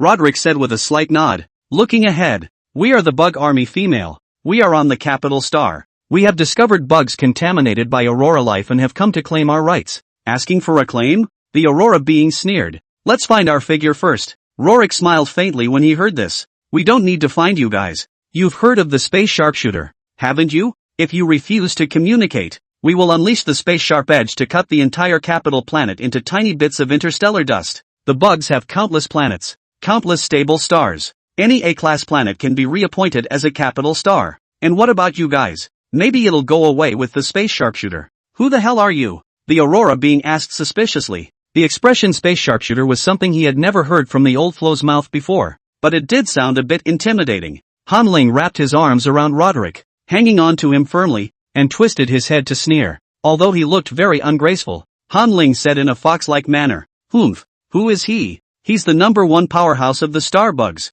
As soon as the bluffing name was uttered, the Aurora beings fell collectively silent. Seriously, or is this guy full of? Han Ling continued. Think about it. If you hand over the original strain of the disease now, we can still spare your lives. Otherwise, with your lives gone, even if you guys get so many bugs killed, what benefits will you enjoy? There's nothing friendly about deliberately spreading an infectious disease. As soon as the words infectious disease were uttered, the Aurora beings looked at each other. It turns out that the bugs don't know. At this point, what caused the change in those females? Chapter 175, The Sophisticated Aurora Beings. Suspicious. Speculating what the insect race was thinking at this moment, The head of Aurora Life stood up and took the initiative to come into the sunlight, his body streaming with color and his silhouette becoming even more pronounced, a move that was clearly an active gesture of goodwill to Roderick and Han Ling. The head of Aurora Life said with casual words, "So you are the #1 interstellar powerhouse. I've heard of you from old Flo's mouth. It seems like you were going to join forces with the Flo family before. Ha, although it didn't work out later. We've sort of gotten to know each other, and I'm sort of your elder. Actually, you've all misunderstood this virus. We didn't release this virus, but we may have brought it with us from the universe. The virus, I think, doesn't do much damage to the females, just some damage to their thinking and movement. But after 2 weeks, when the females are completely immune, they'll be back to normal." "It'll be back to normal in 2 weeks?" Han Ling and Roderick looked at each other, not believing what the Aurora beings were saying. The head of Aurora Life said with a light smile, in a relaxed state, "Please believe me when I say that 2 weeks after contracting this virus, nothing happened. Old Flo's men had the symptoms before, but later, they recovered completely. We have no intention of harming the bugs. We are here to seek cooperation without bloodshed or sweat." Hearing this, Han Ling pondered in silence. Indeed, since the Aurora Life came here, no blood was shed, no sweat was shed. The health of the insect race was indeed guaranteed. It was the spiritual power touching the silk, which turned into a crystal bright state. If it could be restored after 2 weeks, it would indeed prove that there was nothing wrong with the Aurora Life. Roderick, apparently more sober, asked, glancing at the dazzling figure in the sunlight, "Do you have any proof? Can you guarantee the veracity of your words?" The head of Aurora Life said sincerely, "Time will prove everything. Both of you, please believe us. We arrived to seek cooperation, not to stir up trouble." Seeing that the Aurora beings had gone soft, Roderick and Han Ling didn't know what to do, and it would seem like the insect race had no manners if they moved again at this time. Roderick could only say, "Regardless, this virus we need to have samples to study. If you wish, you can give us the original strain of the virus, or you can follow us on a trip to take blood samples." You don't have blood, or you can study skin samples. I suppose you're willing to hand it over if it's not harmful to you?" The head of Aurora Life laughed bitterly twice. "Both of you, look at me. I don't even have a body, and how can I carry a virus? Maybe those viruses, they're just ancient viruses that were spread by the wind we fanned when we arrived from the universe." Oi! The words made Roderick and Han Ling guilty. Indeed, Aurora beings, they don't even have a body. So where's the virus coming from? And how are they going to provide something when they don't even have a wrapped traveling bag? At this time, Han Ling had a flash of insight. Just now Aurora Life mentioned Old Flo's company and also mentioned the company staff. If one wants to look up the original strain of the virus, one might be able to start there. He asked as he jumped off Roderick and walked over to the solid wood desk, kicking the Old Flo's stool. "This is Old Flo, the head of the bugs who contacted you, isn't it? He's turned into this demented look now too. Do you know how long he's had the virus?" The head of Aurora Life froze for a moment, not knowing what Han Ling was trying to do, and could only shake his head and laugh bitterly. "I don't know, but this morning he came to me about something. When I walked in the door, I noticed he was in this state. The secretary downstairs can testify to that." "The secretary downstairs?" Hearing this, Han Ling skillfully extended his fingers and touched the long table. A light screen, the same size as the desktop, flashed out from the long table, and Han Ling pressed a button. This table is the boss desk, which is considered one of the more expensive luxuries on the stars. A single one costs several million credits, and its function is also very practical. That is, it comes with a light brain, which can call secretaries and subordinates at any time, and it doesn't have to go through the star network. It won't be monitored, and it belongs to the company's internal line. This is a must-have for many company meetings or confidential conversations. Burnt Hills Flo, of Flo family origin, also had one, sitting in his Aphrodite home. The table, later, was commandeered by Han Ling to liaise with Parson. Han Ling skillfully pressed a button. As expected, after 2 sounds, the call was connected. "What's the boss's order?" An unfamiliar female insect's voice came. Han Ling glanced at Roderick, and the two of them knew what the other was going to say when their eyes met. Han Ling said faintly, "Get the whole secretarial corps up here. Big companies like this have more than one secretary, like Parson, who has so many men that one secretary can't inform and manage them all. So, under Old Flo, there must be a secretary general, and a corps of secretaries." The voice of the strange female bug came again. "Yes, please wait." Once the call hung up, the top floor of the Flo Literary Society building became quiet again. Both sides are waiting for the secretary's corps to arrive. 2 minutes later, the door to the chairman's office was pushed open. 12 secretaries filed into the office in turn. They were lined up, uniformly dressed, with solemn expressions, looking very steady and reliable. Han Ling raised his hand and whispered into Roderick's ear. All of their mental tentacles, indeed, have been infected. Roderick asked in a low voice. Is it any different from the mental touch filaments of the 3 sofas? Han Ling shook his head. There's not much of a difference to see for now. Han Ling was able to see that on these 12 female insect secretaries, the shiny mental power tentacles were exactly the same as the 3 sofas. Roderick asked with a frown as he looked at the 12 men and swept them up and down. Can you all, right now, feel your bodies? Anything unusual? All 12 shook their heads. Roderick asked again. Have you all stayed within the office for the past 2 weeks and have you noticed any abnormalities in yourselves? Such as vomiting, slow movements, etc. The 12 female insect secretaries nodded. As if some kind of switch had been flipped, they suddenly became chatty and spoke. There is this. Before I felt my mind become muddled for a bit, but now it seems to be slowly coming back. Yes, I felt that I was struggling with the office before, but now I have recovered and become as proficient as before. Hearing these answers, Roderick continued to ask. Now then, do you, in any way, feel physically unwell? For example, dreams, or, for example, night sweats, weakness, babbling, rambling, any such peculiarities? The 12 secretaries shook their heads in unison again. At this moment, the head of Aurora Life laughed. You too, you see, I was right. We didn't bring this virus here, and we had nothing to do with it. And the virus is harmless, and these females have really recovered. The rest of those patients, maybe when time passes, they'll recover. The head of Aurora Life spoke with certainty, as if it was a sure thing. Things like viruses really aren't something they bring in. But it was because he was so certain that Han Ling and Roderick were even more skeptical. Aurora Life has an odd attitude, both wanting to talk to the bugs about cooperation and dragging their feet, not wanting to tell the truth, not wanting to tell them the truth. But at the moment, the bugs had no evidence in hand. And the Aurora beings were so kind that they could only choose to solve the problem through discussion. Moreover, Han Ling had been speculating about what a virus with such waste could do.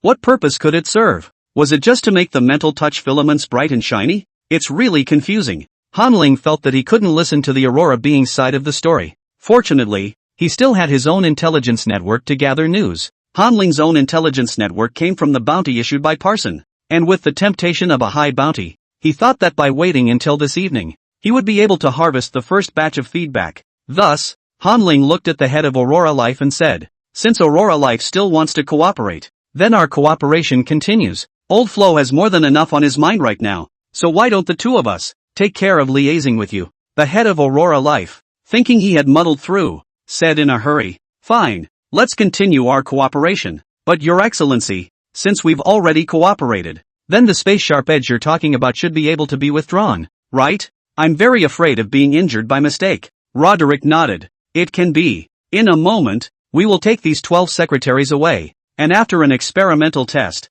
if they don't have the virus in them, then we will withdraw the space sharpshooter. Your people, too, are free to move around the capital city sexually. Of course, you, as the liaison, must be in the building at all times. Roderick had his own considerations when he said that. First of all, Han Ling was perfectly capable of recognizing the females who had the disease. And secondly, the space sharpener did consume too much energy. Having the space sharpshooter encircle the entire Flow Literary Agency building for an hour would cost 1 billion credits worth of energy blocks. Just like burning money, 2 weeks of being open has depleted an entire resource star's stash. All this energy, completely unwanted to be wasted on this group of Aurora beings. For in conversation, Roderick had seen through the nature of the Aurora beings. This is something that falls under the category of biologic. It is also known as the art of the Emperor. It is something that every spadefoot female of the Emperor's star learns. Stronger people begin their interactions with other creatures by screening. He will accept every new creature, but one must wait until after screening to receive his favor and special treatment.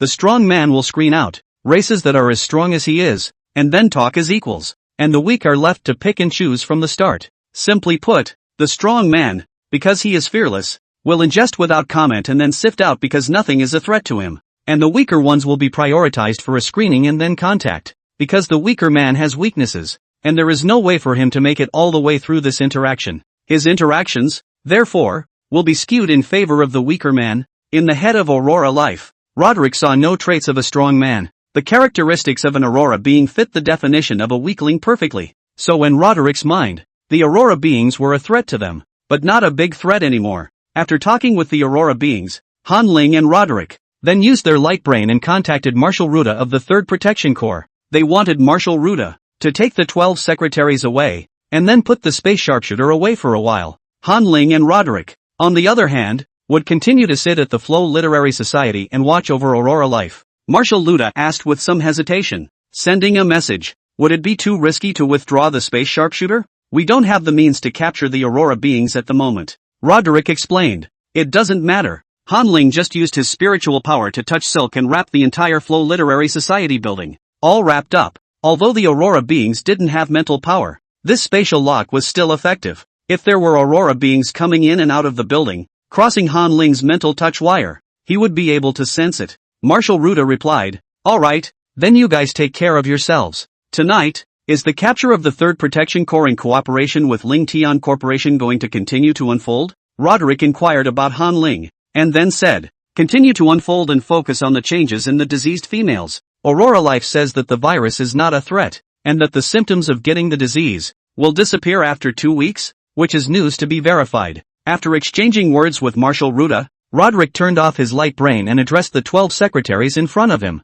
You can go downstairs now and wait in the 1st floor lobby. There will be someone from the 3rd Protection Corps who will take you to the lab for a full range of tests. Also take Old Flo down with you. He is approaching old age and can't afford to be so tossed about, and as he is ill, go and lie down in the sickbed and rest. You will be met. The secretaries nodded, assisted the somewhat demented Old Flo, and turned to leave the office. A few moments later, in the large office, only Han Ling, Roderick, and the head of Aurora Life were left again. A pin dropped in the quiet office. Han Ling looked at the Lightlon figure in the sunlight, and still wanted to make it bad, to give the person in charge of Aurora Life a little mental pressure. So he laughed. We're not Old Flo. We don't know much about Aurora Life yet. If you have time, tell us both. What kind of civilization is Aurora Life? How many people have come out for this exchange? What are the specific requirements for cooperation? And what are they? Aurora Life asked with a smile. If you guys are willing to listen, then I'll tell a little bit about it. May I sit on the couch? I'm a little tired of standing in the sun all the time. Be my guest. The figure of the Aurora being, disappearing from the sunlight, could be seen taking slow steps, walking over to the couch. Han Ling and Roderick sat in a row at the wooden desk, staring intently at his figure and listening to the story. Our civilization, Aurora Life, is very powerful, similar to the bugs. It is the overlord of a star field. We occupy 234 star galaxies, and our people are 300 billion. For this exchange, a team of 2,000 people was sent, of which 1,700 were scientists in charge of this collaborative research, and they were uniformly housed in the Alien Hospitality Office. The head of Aurora Life slowly narrated, and Han Ling and Roderick nodded from time to time to give a response. The purpose of our cooperation this time is to convert the bugs, all of them, into Aurora beings, and we promised Old Flo that we would help the bugs get out of the shackles of life. Aurora beings have a long lifespan, able to live for 5,000 years,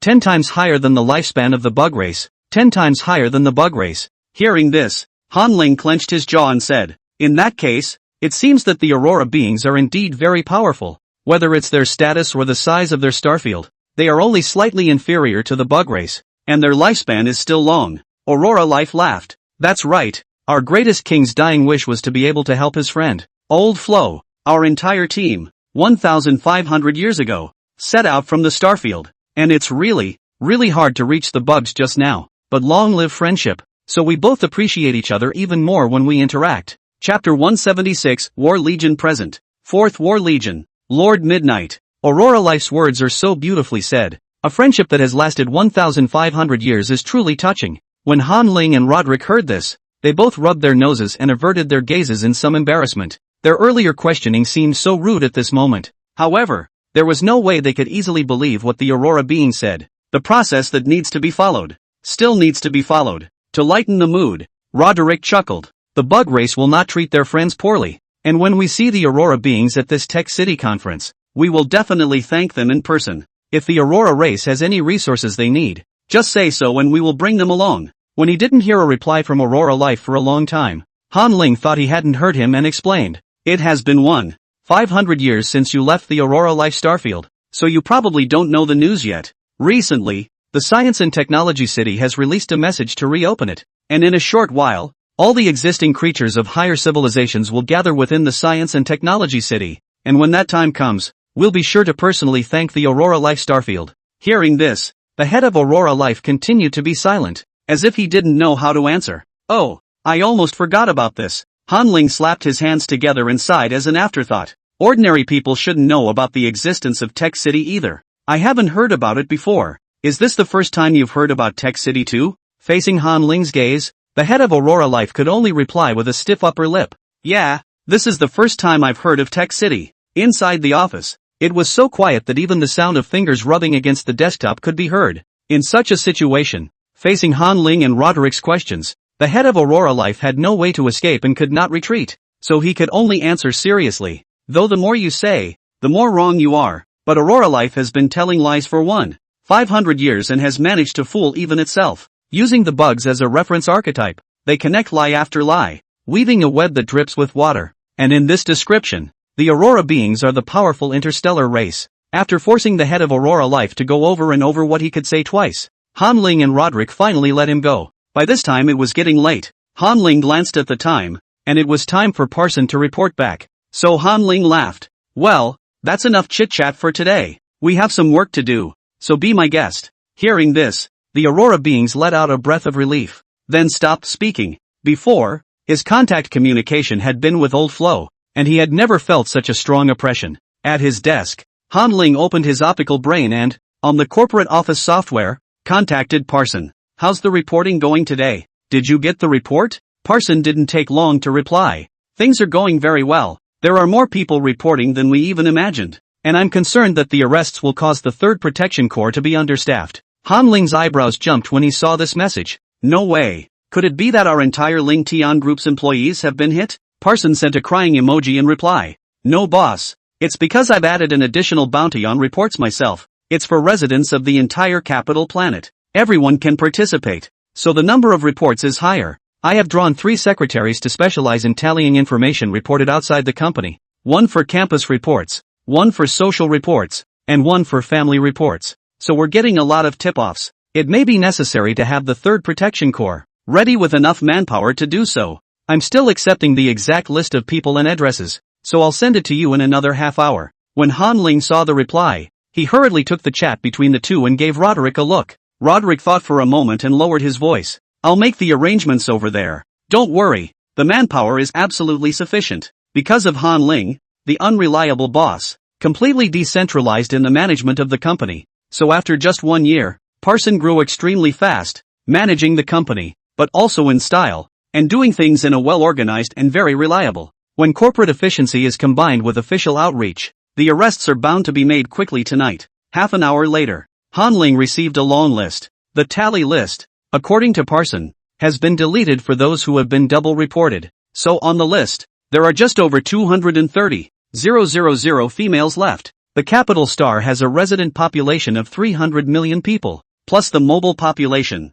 such as students, employees of enterprises, and the total number of resident reaches more than 500 million. More than 230,000 people were checked out before the bounty order bonus thing. Before it spread, this virus has multiplied faster than anyone could have imagined. In addition to counting the number of people, Roderick drew a map of the distribution of patients. The location of the 230,000 patients is very scattered, and although there are occasional places where large numbers of patients congregate, it doesn't look like much. Han Ling's brain raced as he looked at the messages, and he sent a message asking, after crunching the numbers, did you find any commonalities between the patients? Parson replied, according to the results of the investigation, all the infected patients, there is no uniform age, no uniform work, no fixed entry and exit places and locations, and no fixed height and appearance condition characteristics. So far there is no common point detected. Han Ling rubbed his fingers together and sent a message to Parson. Send me a copy of the raw data and I'll look into it.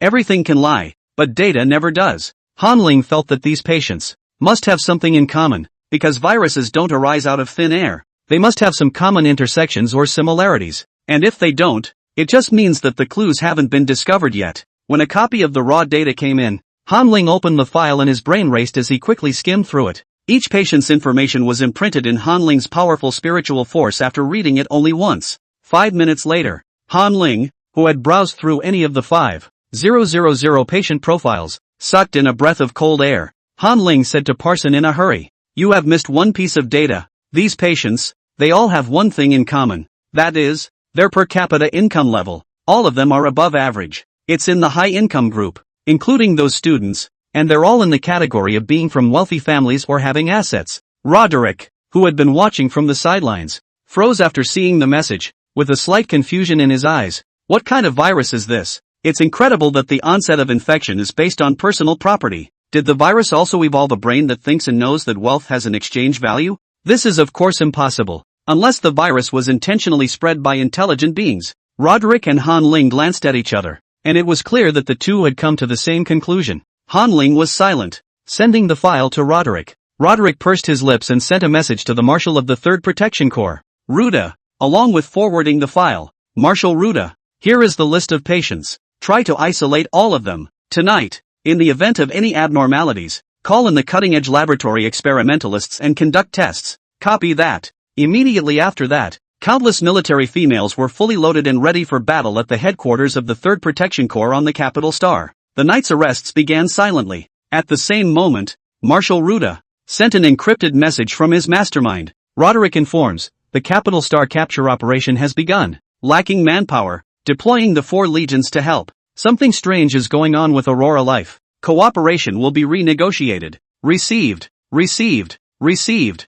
Received. The 4 major war legions stationed in outer space, their universe-class battleships, moved at the same time and began to push forward. Pale, bleak flames illuminating part of the darkness were energy stones burning silently. Inside the battleship, an announcement rang out. Armies ready for battle. In 1 hour, arrive at the capital planet's second-rate planetary chain. In 2 hours, arrive at the first-rate planetary chain and march to the capital planet. The well-trained military females, upon hearing the announcement, sprang into action. The more curious females, as they walked, whispered to the bystanders, "What are we doing? Bug asterisk asterisk asterisk asterisk. Didn't you get the memo? It's going to the capital star. Ha? To take over the capital planet? Of course, gaga. We, the Legion of War, are finally going down the path of rebellion." At this point, inside the dormitory building of Qiming University, Parson was finally done for the day. He stood up and stretched. He was ready to go to the bathroom, take a shower and relax.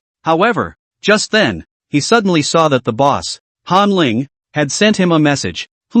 Is there anything left to accomplish? Puzzled, Parson resumed his seat and opened the chat. Boss, Parson, take a look at this guy. Is he your brother? How come he's also on the patient list? His looks and hair color are very similar to yours. I thought it was you. Seeing this message, Parson's pupils dilated and he hurriedly clicked on the picture to check up the message. Photo. Name, Pat. Status, 2391st class of the 23rd Military Academy. Age, 20. Address, room 506. Block 12. Phone Yuan Dormitory. 23rd Military Academy. Reporting account number, 243-4379. Reporting route, campus route, not Qiming University. Details. After reading the message, Parson sucked in a breath of cold air. Who was this? Wasn't this his stupid brother? I didn't realize Pat was infected too. But, Parson hurriedly took out his light brain and retrieved the chat record with his brother, then sent it to Han Ling. Boss, this guy is my brother, but I was chatting with him in the wee hours of the morning, and I even told him about the bounty and told him to behave. And look at the chat between the two of us. How come he ran up the list at night? Boss, don't worry, he's not dead. He'll be safer and his life can be better secured after tonight's arrest. Tomorrow you'll make a trip to the headquarters of the 3rd Protective Corps. There are some things that you and your brother's help is needed for. We've come across something tricky, and it's just as well you can help us out. Parson let out a breath when he heard this and pushed down the uneasiness in his mind as he asked, "Can you let me in? 3rd Protection Corps? That's headquarters. Boss, if you're not allowed in, message me when you arrive and I'll pick you up at the door." Seeing this, Parson's eyes widened and he quickly asked, "You came to the Capital Star? Boss, well, it came this afternoon. I didn't have time to tell you." Parson was on the verge of jumping up and down with excitement at the affirmative answer, his blood boiling. In Parson's mind, Han Ling was more than just his boss. He was also the honored person in his life, the elder who instructed him, his idol, and his breadwinner. Now, Parson was finally able to see Han Ling with his own eyes. Parson said excitedly, "Aha, boss, we, Ling Tian Corporation, are finally reunited at the Capital Star. While we're at it, we'll be sure to host a big company get-together so everyone can see you in the flesh. Boss, you're the object of admiration. Everyone in the company adores you. This is the first time we, as a company, have been reunited together. Parson posted this and didn't wait half a day for a reply. He frowned anxiously, thinking, does the boss not want to show his face? That's right, the boss usually has meetings and doesn't turn on the camera. Moreover, the boss was still a male insect, and gathering with tens of thousands of females was indeed a poor consideration on his part. Parson resumed on the chat box, typing some words, but before he could send them, he received a reply from Han Ling. Boss, Parson, let's get this over with before we talk about the potluck. Your brother is infected, and I'm sure you won't be able to eat at the potluck. So remember to be at the 3rd Protection Corps headquarters at 9 a.m. tomorrow morning on time. Well, Your Excellency. After posting that, Parson scratched his head in embarrassment. How he had just left his stupid brother behind in his excitement. It's true that we have to solve this virus before we can talk about the company. But at the thought of seeing His Excellency Han Ling in person, the corners of Parson's mouth began to turn up. He couldn't even suppress the upturned corners of his mouth as he thought over the bad things. I'm meeting His Excellency Han Ling tomorrow, so I need to clean up and take care of my personal image. Parson walked back and forth across the dormitory with a grin on his face, looking for tools that would enhance his personal appearance. 3 o'clock in the middle of the night, as everyone was beginning to fall asleep. Parson is still working on what he's going to wear tomorrow, but suddenly, Parson stopped dead in his tracks. There's someone at the door. Parson cautiously lifted the clothes in his hands and peered out, following the cat's eye in the doorway. An unfamiliar figure, appearing outside the door, stood out in the light of the dormitory hallway lights. It was a tall, stocky female bug, short dark green hair, bronzed skin, a broad-shouldered, narrow-waisted inverted triangle, wearing only combat pants and combat boots. The exposed upper half of her body was painted in a peculiar pattern of white and gold paint. Suddenly, that female snapped back to her deep, dark green eyes, devoid of any emotion, and her thin cheeks carried golden stoppers that covered her mouth. The female worm lifted 2 fingers up and pressed them vertically on the bite stopper. Shoo! Parson hastily covered his mouth to keep from making a sound. Bug asterisk asterisk asterisk asterisk. What's a military female from the 4th War Legion doing in their school? The 4th War Legion, the Midnight Lords, the green spiked moths, are symbolized by their dark bronze skin and green hair. In the cat's eye, the military female raised her hand, and in his hand, he was dragging a female insect. The military female then lifted the female bug and leapt over the railing of the dormitory building. In the meantime, not a sound was made. After the military female left, Parson thought with hindsight, is this the capture the boss was talking about? 230,000 diseased females is indeed too many. The military females of the Legion of War are supposed to be here to help. It is said that the 8 legions are as powerful as water and fire. It seems that they are all rumors. The war legions have all appeared. Perhaps things are really serious. Parson thought for a moment before deciding to skip choosing his clothes and just go to bed. He was going to get his strength up and wait for tomorrow's meeting because the boss said that his help was needed. Chapter 177, Exposing the Truth. Stupid enough opponents. The next morning, Parson woke up on time, and once he was washed and dressed, he was ready to leave his school dormitory and head for the headquarters of the 3rd Protection Corps. But just as he approached the door of the room, the noisy quarrels in the hallway outside the door reached his ears clearly. It seemed as if a number of people were quarreling at his door. Panicked voices and yells and questioning. Parson stopped moving and stood in place, straining his ears to listen. Yes, I did report him, but I have absolutely no idea why he disappeared. My report? What does it have to do with his disappearance? What's the connection? What makes you think I did it? Yesterday I reported those abnormal students. Just want to receive a money. Why should I harm them? Roommate goes missing in the middle of the night. Should ask the school, not accuse me. Parson was the head of Ling Tian. He was the one who issued the bounty. And he was the one who issued the bounty. And he definitely knew what was going on. After eavesdropping for a long time, Parson realized what the men outside were arguing about. It turns out that these are the same people who have discovered that roommates and classmates around them have gone missing, and that the missing persons happen to be the same ones who were reported to be behaving strangely yesterday. Now, they're here to make a statement. After straightening his collar, Parson pulled the door to his dorm room straight open and headed out as usual. As soon as the door to the dormitory opened, the crowd, who had been pushing and shoving each other just a moment ago, hurriedly put down their hands and looked at Parson in unison. The crowd looked at Parson, jealousy and surprise flashing in their eyes. It is said that people rely on clothes and horses rely on saddles, and dogs run with bells. And Parson's dress at this time is completely different from that of them, the students. Parson was looking very substantial in a proper black satin light suit on the inside and a long, lead gray, small, stand-up collar overcoat on the outside. This body of clothing, at a glance, is worth a lot of money. Because the layers of collars? Not at all messy, all properly placed, looks very tangible. Parsons' dress is nothing like the unkempt, casual dress code of his student days. The crowd was silent for a long time. Surprisingly, none of them dared to talk to Parson. It seemed that the outfit, which had separated the crowd from Parson, had a natural detachment. Parson took the lead and said calmly before the crowd could speak, "I'm going to make a trip to the 3rd Protection Corps headquarters to deal with the matter you reported. So if you're interested, you can come with me." The students gave Parson a somewhat puzzled look when they heard this, and followed him steadfastly as he descended the stairs. "Come on, get it together. Let's go. Let's see what Ling Tian Corporation is up to." The crowd is not cuties, and if those lost classmates involved a third-party legion of protectors, that means it's not that simple. The group set off from the dormitory building in great numbers and walked all the way off campus. Parsons' new luxury ride was parked outside the school. The SOAR 36 series of flying machines, priced at a whopping 136 million credits, have a streamlined shape that looks low-profile yet ferocious. The flying machine can hold about 60 people, huge capacity, and low energy consumption. One energy block can make the flying machine continue to fly for 3 months. Parsons stood in front of the craft and opened the hatch, and then he glanced back at the total of 40 females following him, and he cocked his head.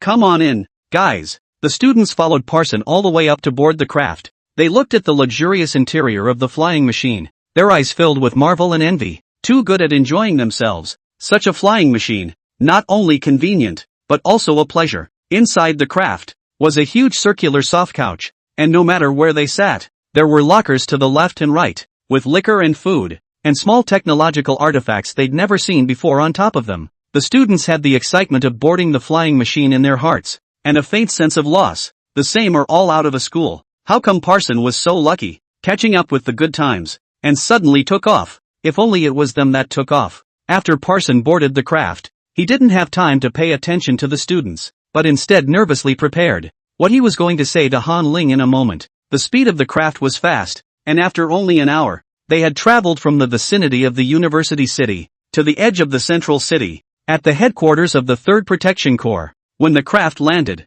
Parson bounced up and headed for the hatch. Halfway down the hatch, Parson remembered that the craft and the students were still there. Parson hastily adjusted again the craft's next flight path. After adjusting his course, Parson turned back with his hands in the pockets of his coat. "When I get down there, you don't have to wait for me. The flying machine will take you back to the school. And if you want to take pictures, remember to make my back look handsome." With those words, Parson left the craft without looking back and took off. Some of the students left behind were jealous, some envious, and some couldn't help but curse. "Bug asterisk asterisk asterisk asterisk. This pussy is so handsome even now. That's so cool. If I had the money, I'd do the same thing. $500 million for a flying machine." Don't blame Parson for pretending. I've got money and I'm pretending to have manners. Really too handsome. That dress. Who wears who handsome? Don't talk first. Take pictures. Star Network, the bounty is still fermenting. Post the pictures and no one will question the Ling Tian group.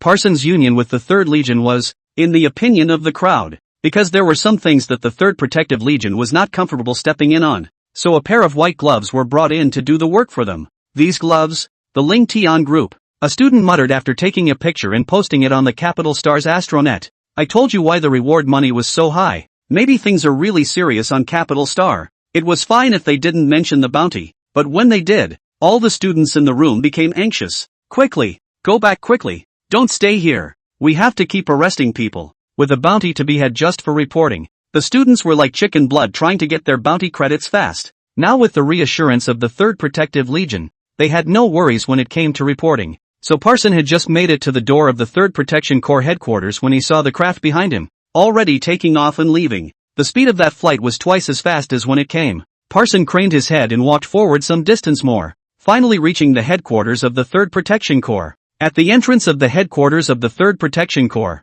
there was not a single person at this time, and even the gate was tightly closed. Parson took out his light brain and glanced at the time, then sent a message to Han Ling. "Boss, I'm here, right in front of the 3rd Protection Corps headquarters. Are you coming to get me?" A few moments later, Han Ling's reply message came. "Wait, it's on its way." Upon receiving the notice, Parson stood straight in the doorway, his arms crossed in front of him, as if he were awaiting night, with a solemn look. Suddenly, a strange movement came from behind Parson, and he hastily turned to look. Even the tentacles on top of his head had fully poked out. Parson took 2 panicked steps back, and realized that a violent spatial fluctuation was emanating from where he had just been. Immediately afterward, rippling phantoms arose in the chi, and an unfamiliar scene appeared like a patch where it had just been. The next moment, a tall and handsome figure, the first to drill out, a military uniform, short silver hair in the sunlight unusually dazzling. Parson's eyes grew wide at the sight of the slightly familiar face. The Grand Prince, Roderick. Roderick nodded at Parson, then looked to the spatial teleportation channel. Another ripple appeared, and then Han Ling, who had black hair and eyes, happened to step out of it. Boss! The moment he saw Han Ling, Parson excitedly opened his arms and pounced on Han Ling like a milky swallow throwing itself into the forest. But before he could get any closer, he was stopped by an arm. The arm was powerful, as if it were indestructible steel, and held Parson firmly in place. Parson felt a threatening aura coming from beside him. Han Ling lifted his hand and smiled as he greeted Parson. Azure Knight. Parson, this is the first time we've actually met. How does it feel to be inspected by the leader himself? This is Roderick. You should know about me and him. When Parson heard this, he excitedly held Han Ling's hand with both hands and shook it. Boss, finally meeting you. I feel very happy now. If there's anything I can do to help next, I'll definitely die by all means. Han Ling nodded and smiled. Let's not stand here for a moment. Let's go inside. There's really one thing I need you and your brother's help with. The 3rd Protection Corps, attached to the Imperial Star. The Spadefoot females of the Emperor's planet enjoy a special level of treatment at all locations of the 3rd Protection Corps. Roderick merely swiped his face at the door, and the steel gates of the headquarters of the 3rd Protection Corps, which were still tightly closed, immediately opened. The cacophony of voices came immediately afterward. The headquarters of the 3rd Protection Corps covers an area of 300,000 hectares and can carry a number of people, about 3 million. At this moment, the hall of the headquarters on the 1st floor was filled with female insects. At this moment, the 1st floor hall of the headquarters was filled with females as far as the eye could see. Surprisingly, the females, although different, all carried bite stoppers on their faces. Seeing some surprise on Parson's face, Roderick explained, yesterday's arrests were too many, and the 3rd Protection Legion was short-handed, so I borrowed some of my men from the nearby War Legion. Han Ling took the lead and walked forward, saying, come on, let's go now and take a look at the females that have been captured and brought back, and how they are doing. The moment Han Ling walked into the hall, all the females on the 1st floor smelled him. In the next second, the gazes of all the females, in unison, looked towards the door. At the sight of Han Ling, a peculiar light flashed in their eyes, greedy and full of desire. But at the sight of Roderick next to them, the females silently withdrew their gazes again and continued to chat about their own days. Harm, they thought. Suddenly came a little white rabbit that had strayed into the wolf pack, who had thought that there was a monster standing next to it. You're here. A familiar voice, coming from a distance, was the Marshal of the 3rd Protective Legion, Luda. Marshal Luda was notified the moment the spatial teleportation channel appeared. It only took about 3 minutes for him to arrive at the door and meet up with Han Ling. However, at the sight of both Roderick and Han Ling coming over, Marshal Luda was still shocked and asked, Honorable Han Ling, why are you two all here? What should we do with? No one to look after it within that Flow Literary Society? Han Ling said with a wave of his hand, there's no rush on this one. My spiritual power has already covered the entire Flow Literary Society in its entirety. Now that I can detect every move inside, it doesn't matter if we're there or not. I brought my friend here now because I want to come and verify something. So let's get to the patient first. This way. Marshal Luda gestured, pointing to the stairs. The group then headed upstairs. Walking along, Marshal Luda asked suspiciously, what has His Excellency Han Ling discovered? When the passageway on the 1st floor was completely closed and the sound was isolated, Han Ling explained, last night Roderick and I re-interrogated Aurora Life, and we found many holes in his words. And last night, when the War Legion started to move, my mental power had been following the War Legion's military female. I've observed something unusual about the female bud patients they've captured. Hearing this, Marshal Luda's eyes deepened. Han Ling's spiritual power was already this powerful? Surprisingly, he was able to probe so meticulously, processing so many messages at once. It was astonishing. Han Ling continued to explain. In the mental plane, I can observe the extent of the female's viral infection. This is a new discovery, and it comes to disprove my previous assumptions. I found that these females, although infected with the virus, they had varying degrees of infection. Some deep, some shallow, even right next door to the diseased females. Some of the females that weren't captured had their psychic tentacles that had turned translucent. Seeing the puzzled looks on Marshal Ruda's and Parsons' faces, Roderick explained, In layman's terms, the alteration of spiritual power is something real that is happening in another dimension. So it's possible that those females infected by the virus are no longer bugs. Perhaps it can't be called a virus, but a race replacement. You can imagine it as a parasite has taken hold of a worm, infesting his flesh while altering his mind. His Excellency Han Ling can accurately find my location among the hundreds of billions of females in the spiritual realm, because spiritual power is irreplaceable, and spiritual touching silk can only be enhanced, not changed.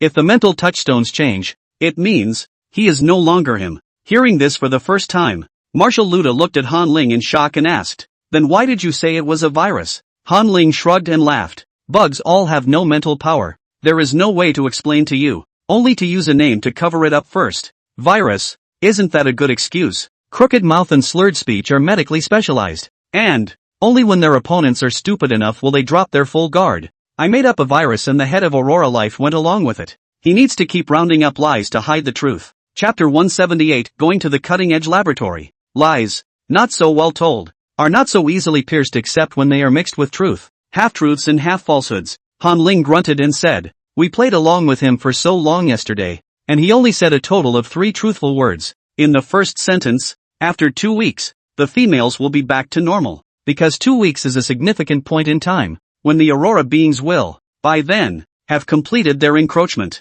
In the second sentence, Old Flo was indeed infected yesterday. In the third sentence, they come from the universe." After Han Ling finished saying this, he looked at the side and asked, "Parson, how do you introduce yourself when confronted by the other races of the universe?" Parson, who was listening in confusion, was called by name and rushed to say, "My name is Parson. I'm from the Bug Planet. I'm a corporate executive, president of Ling Tian Corporation. We have a total of 23,000 employees under our company." Stinking in long introductions, Parson spoke for half a day as if he was having an introductory meeting of Ling Tian Company, but all 3 men present captured the point. Parson says he's from the buggy starfield, but the people in charge of Aurora Life always say it's from the universe. Marshal Luda asked with a knowledgeable frown. "They're rangers? There are plenty of resources in the universe, but you have to have the strength to get them. For the bugs, resources are explorable, but for other races, the universe is full of dangers, and it is easier and safer to plunder the resources of the prostar than to self-explore. All marauding races become cosmic wanderers when they lose their home planets. They drift through the universe, occasionally landing on planets that are not long-lived, and leave after collecting the planet's resources." Han Ling nodded. "Yes, Roderick and I, that's the guess. Whether or not the Aurora beings are infesting bug bodies, now we just need to verify one thing to know if it's true." "What is it?" Marshal Luda pursued. "Memories. Now we need to verify that the bugs have memories of their former selves when they were replaced." Han Ling finished and glanced at Parson next to him. "What you need to do in a moment is important, and that is to awaken your brother Pat's memory." Parson, who had been starry-eyed at Han Ling, only reacted at this moment to what Han Ling had just said. Parson asked, dumbfounded, "Boss, do you mean that there is a possibility that my brother's body has been appropriated by another race?" Han Ling hated him and gave him a blank look. "Yes, I wonder, if he is your own brother, how can you still laugh at this time?" Parson's lips quivered with a moment of grief. "Boss, my brother, is he going to be okay?" Watching Parson's bursts of emotion, which were as good as jerks, Marshal Ruda instinctively felt that the man could not be relied upon. So Marshal Luda asked, "Honorable Han Ling, we can also invite some of the family members of these patients over if they need to be verified by their relatives." Han Ling shook his head and said, "There's no need, Parson will be enough. He's close enough that he won't be delayed. Besides, how can a bug cub tell a parent a secret? Only between peers. Come on, let's go find his brother Pat first." The group chatted and walked, crossing the empty second floor and heading straight for the third. As soon as the door to the third floor opened, Han Ling saw that the hall, which could not be seen to the end, was filled with female insects. These are the patients who were arrested overnight last night. More than 200,000 patients, densely packed to fill the 3-story hall. A simple marching bed. The females were either lying down or sitting, their feet, without exception, in electronic shackles. The originally quiet hall became noisy after Han Ling's men appeared. "Marshal Ruda, you're here. Marshal Ruda, we've been watching from here." Scattered voices rang out. Marshal Luda explained, "The list doesn't seem to be accurate. There are some females that were captured by mistake. They're thinking clearly, but I'm still holding them here for safety reasons, employing them so that they can temporarily watch over the patient females and prevent the patients from getting hurt." Han Ling swept a glance at those people, and as his mental force tentacles went around to probe, he found that there was indeed a small portion of the female insects in the hall that were not infected. At that moment, Parson burst out, "Boss, there's my brother." Parson pointed distantly. He had been searching for his brother Pat's location since he entered the door, and it was a short time before he smelled the familiar Pat scent. Han Ling nodded. "Let's go over there first." Hearing Han Ling's words, Pat walked toward the front with an anxious face. After crossing a dozen rows of marching beds, they finally found, at last, Pat, who was lying on a marching bed. At that moment Pat, with his eyes dulled and his expression stagnant, was lying dully on the bedpan, staring up at the ceiling with an undisturbed look. Parson reached the bed and crouched down in a hurry, shoving Pat twice. "Pat, how are you feeling now?" Pat, who was still a bit stagnant, suddenly had some gleam in his eyes after hearing the voice. He slowly turned his head, and the moment he saw Parson, two words came out clearly from his mouth. "Brother, brother." Although he spoke slowly, he spat out his words clearly. Everyone present heard that he was calling for his brother. Originally Parson thought that he would get no response at all. Now that Pat had spoken, Parson was directly startled, and he hurriedly turned around and looked at Han Ling, hesitantly asking, "Boss, what should I do now?" Han Ling thought for a moment and said, "Let's start the questions. Starting with the most recent trip. Work backwards and forwards. Ask as many questions as you can think of, one by one, to see if he's also infected with a new type of virus that's causing the memory loss." As soon as the word virus appeared, Parson knew exactly what question to ask. Parson asked, twisting his head toward the bed, "I've given you a total of 20 million credits in recent months. Do you remember where you spent them?" Pat nodded slowly, his speech slow. "Remember, I went to the fertility center and applied for a date with His Excellency, the male worm, scheduled for a year from now, when Aphrodite opens." Parson, who was crouching beside the bed, and evidently knew about it, pursued the matter. "A year ago? Where would you have liked me to go the most?" At that point, I would have liked nothing more than for my big brother to head to the 1st Exploratory Legion after he graduated. 2 years ago, you just got into military school, and at the end of the semester you flunked a course. Which course was it? Intermediate mech repair. I got a 49, 11 points short of passing. What did you do 3 years ago to make me beat you violently? Pat, who was still able to stumble over his answer, suddenly stumbled, and he closed his eyes, and after a long moment of silence, he whacked his head, and his expression became a little pained, and said, "My head hurts. I seem to have lost some memories. I don't remember. I'm sick, right?" Hearing this, Parson, who had been crouching on the ground, suddenly stood up and spoke in a deep voice. "Yes, you're sick with an unknown virus, but don't worry, brother will save you." After saying that, Parson twisted his head to look at Han Ling. From an angle Pat couldn't see, Parson had a grim look on his face and an angry expression. This wasn't his brother at all. 3 years ago, as a freshman, he had gotten the title of gaming waste, made famous by being taunted in school competitions directly because of his vertigo issues. When his brother Pat found out about this, he stole his female father's credits, transferred 2 or 3 interstellar flights, and traveled alone from a remote planet to the capital planet, just to beat up the netizen who cursed his brother. Unfortunately, it turned out that Pat got his ass kicked by his brother Parson. Pat cried snotty tears as he was punched, but cried out in defiance, "I'll beat him up if he curses you. Oh, I'll beat him to death and break his legs." Something so important, even with amnesia, the brothers would never forget. This is something that is certainly much more important than one little final exam. Seeing the look on Parson's face, Han Ling smiled down at Pat in the hospital bed. "Well, you rest here first. This new type of virus affects your memory. Recovery will take some time. Wait for tomorrow. We will see you again." After saying that, Han Ling led the crowd and walked outward in a flurry of wind, leaving the 3rd floor hall. Once on the 2nd platform, the empty hall gave the crowd a chance to catch their breath and relax. Parson tugged anxiously at his collar, his tone a little indignant. "Boss, that one just now, that wasn't my brother." Marshal Luda also faced serious. From the beginning to the end, where is what virus? These Aurora beings, but lying used to, give a pole, then climb down the pole. Roderick, who had been watching,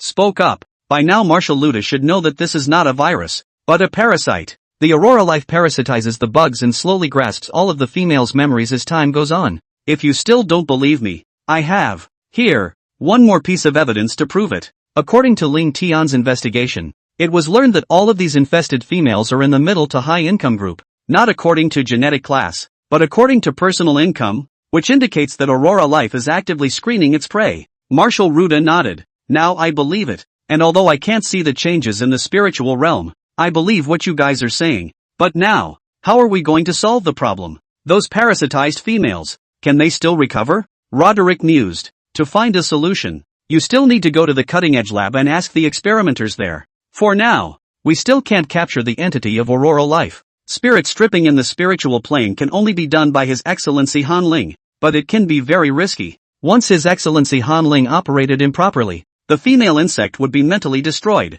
leaving behind only a walking corpse-like body. And that mischance, it's 80%. Han Ling nodded and explained. Roderick is right. We discussed mental stripping earlier. Roderick and I are soulmates, and our mental powers are very much in sync. So my actions will not harm Roderick, but you guys are different. If I can't sense your spiritual power fluctuations, I will invariably, cause you serious harm. Hearing this, Marshal Ruda said without thinking. Then let's take a trip to the cutting-edge labs now and see what the experimenters say. The cutting-edge lab. Roderick should have been there, so you'll lead the way. After deciding what to do next, several people descended the stairs toward the first-floor lobby. Parson asked in a whisper as he walked along. Boss, so where do I go next? Han Ling turned his head sideways and gave him a puzzled look, saying, go back how you came. The thing is done. If you want to get together, we'll negotiate a time when we get this out of the way. Parson rubbed his nose in embarrassment. I came in my own flyer. But boss, I've already sent the flyer back just now. Why don't you let me go with you guys? Parson had originally hit on the idea of spending more time with Han Ling, who was his idol. That's why he'd had the flyer take the students back to school early when he'd arrived. However, Marshal Luda felt that the boy was unreliable and warned from the sidelines. 3rd Protection Corps HQ. There is public transportation that you can take to get back. There's a flyer every 3 minutes. Just wait at the intersection. Ha! Parson made a puzzled noise, utterly dumbfounded. Just as Parson was about to compromise and go back to school himself, Roderick, who was on the sidelines, suddenly said, let Parson follow us. Recently, Ling Tian Corporation has released a bounty announcement, and I'm afraid that Aurora Life has set its sights on Ling Tian's employees. The next step will be to pick exclusively on Ling Tian employees. The invasion of Aurora Life is silent. There is no way to defend against it, and we don't know how much Aurora Life is left, so we need to be extremely vigilant. Putting Parson on our side is an effective means of protection. For the whole Ling Tian company, Parson is the central hub-like existence. Once Parson lost consciousness, the message network that Han Ling had built, and the contact system of Ling Tian company, would all be paralyzed at the same time. Han Ling thought for a moment and said to Parson, come on then, let's go together. And wherever you go next, don't make any noise about it outside. Parson patted himself on the back. Don't worry, boss, I'm absolutely reliable and will never leak any information. The group exited the gates of the 3rd Protection Corps headquarters. Then he took Marshal Ruda's flying machine and headed for high altitude. They didn't delay. The speed of the craft opened to maximum. The destination they were headed for was the underground cutting-edge lab. On the craft, Roderick explained to Han Ling, the scientists in the underground cutting-edge labs are neighbors with the cicadas. They believe in science on one side and theology on the other. That's why there's always been an incompatible attitude. When you're on one side's turf, try not to bring up the other side's name. Parson, in his long trench coat, stayed quiet on the sidelines, minimizing his presence. His ears perked up to concentrate on the lecture. What Roderick said he didn't know. These should all belong to the Capital Star's secret of secrets. He had never been exposed to these in the 4 years he had attended school in the Capital Star. Chapter 179, The Professor's Way. On the flying machine, Han Ling and Roderick were chatting, so Han Ling couldn't help but ask, and do the scientists at the cutting-edge labs have a specific race, too? Roderick immediately shook his head. No, any race. Intelligence is determined at birth, and most bugs, for the most part, are not suited for scientific research, especially the cutting-edge labs, where the researchers are geniuses sifted through the 900 billion females of the entire starfield. Han Ling nodded deeply. The craft moved forward quickly while a few people chatted. It took just over an hour for the craft to land in front of the ruins. At this point, the landscape of the surrounding mountains and rivers had changed. A few yellowed plants were scattered sporadically on the desert Gobi Desert. The sandstone rubble was polished fine and rounded and smooth by years of blistering winds, refracting a radiant light in the sunlight. Roderick walked ahead to open the way, leading a group of people over the ruins of a building to the backside of the ruins. It was a thick, broken wall, just over a meter high. Immediately after that, I don't know what organ Roderick touched. A transparent shield that vaguely flashed out. The wind blew wildly and the sands were scattered. At the foot of the broken wall, the entrance to a dark underground passageway was revealed. Roderick took the lead down the narrow, dry passageway. barking cautiously. When everyone goes in, don't touch anything. Try not to touch anything in the cutting-edge lab. When Parson heard this, his mind instantly associated it with some offending experiment. He blushed a little and asked cautiously, "It can't be that everything the lab studies is poisonous, can it?" Roderick shook his head. "No, the labs aren't toxic, but the labs blackmail people. The labware here is all customized, and no one knows what it's worth. But if you break a measuring cup, you'll know what it costs. Maybe you're going to lose all of your $30 billion year-end bonus." Hearing these words, even the affluent Han Ling's face changed drastically. Can't afford to play? Really can't. The moneyed laboratory is shown at the feet of the crowd. The group reached the bottom of the earth and went through long metal passages, and after dozens of rounds of identity verification, they finally arrived at the underground cutting-edge laboratory. There, the hydraulic door to the underground cutting-edge lab opens. Their office style was not as cold and serious as Han Ling had imagined. Just a few scientists in white sterile suits, cups of water in their hands, laughing and talking. The smiles didn't stop when they saw Roderick at the door. One of them waved at Roderick. "Hey, there's the little blood pack. We just finished the experiment." Roderick stood up straight and addressed the fellow respectfully. "Professor, did you read the question I just asked you on the Star Network?" That professor nodded and smiled. "See, the problem is good, yeah. Although we can't see where the Aurora beings are, there are a dozen ways to get rid of them if we want to." Marshal Luda asked excitedly from the sidelines. "Professor, is there any feasible solution? Please guide us." The professor dipped his head and sucked in a mouthful of water, not at all in a hurry, and said slowly, "Consider this. Why is it that at night, when countless stars are shining, the night sky is still dark? Because the speed of light is lower than the speed at which the planet expands away from it, and aurora life travels through light.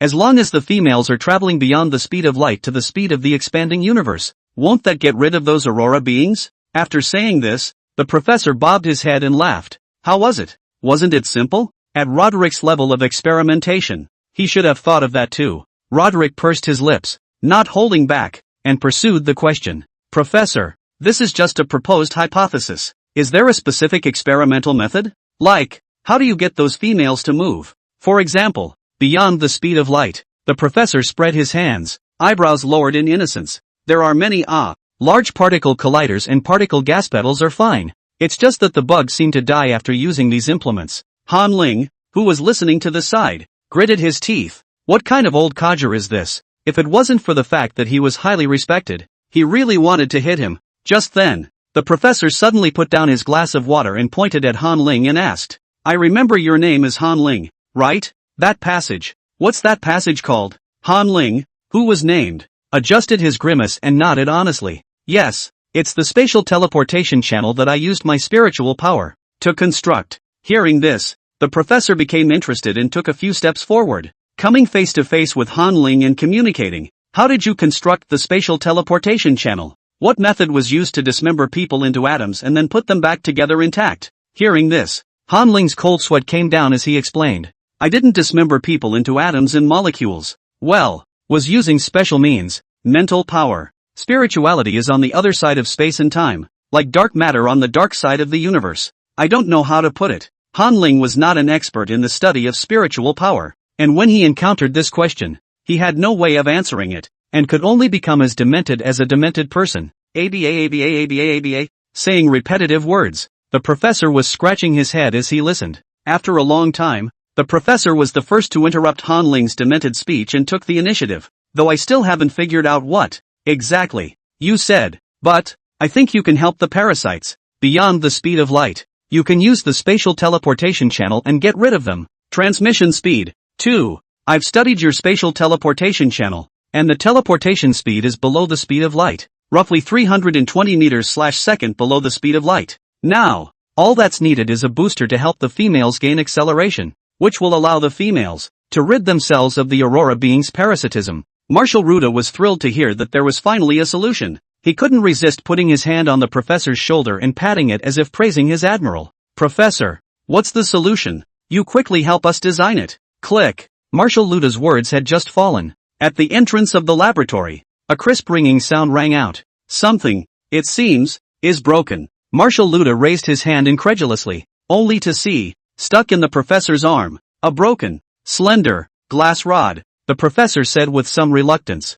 "How did you break my stirring stick?" "This stir stick cost me 39 billion credits. It's a customized rare model. Marshal Luda looked at his hands in surprise, not understanding his claws and why they were suddenly out of control. 39 billion credits. That's a huge amount even for a decent marshal, who only has contribution points from his legion. Parson was silenced and wanted to bury his head in the dirt. So expensive. Han Ling lowered his head and covered his eyes with his hands, as if he couldn't bear to see the scene of forceful buying and selling. After a long time, Han Ling put down his hand and endured the pain. Marshal Ruda, let me pay for this, and thanks for your help, Professor, please, in helping us to develop a method, an implementable method. The professor nodded, then skillfully opened his light brain and sent his account number. Just call the money first, the credits, into this account. Within moments, a crisp, joyous voice came from the quiet laboratory doorway. Your account arrived with 39 billion credits. The credits arrived and the professor took back his light brain and said with a smile,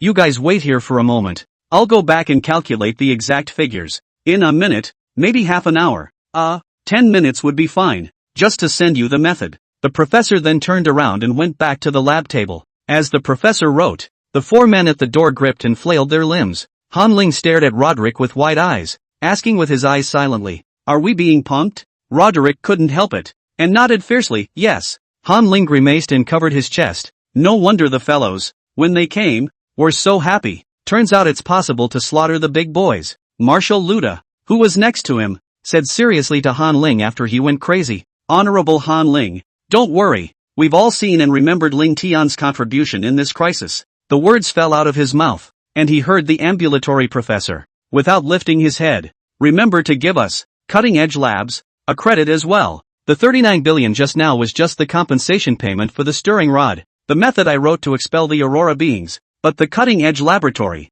provided it to you free of charge. Marshal Luda's teeth gnashed and his mouth obliged. Yes, Professor. 5 minutes later, the professor pulled out a piece of paper with calculations written all over it. Then he handed the piece of paper to Roderick and said, this is what you need to do. As soon as you reach this speed, without harming the female's body, you will be able to make the Aurora life passively detach from the female's body. Roderick got the piece of paper and looked down at it. Afterward, he couldn't help but frown with a stern expression on his face. Professor, at this rate, I'm afraid we won't be able to reach it unless we use thermal weapon thrusters, and then the female's body will be destroyed by the radiation as well. Marshal Luda cocked his head and glanced at the note. After seeing that number, Marshal Luda's face also sank violently. There was no way that any of the winged races of the bugs, one counting, could reach that speed. Their legion had practiced countless soldiers, and at this rate, it was absolutely impossible to reach. The professor, still in his cynical manner, held his glass of water,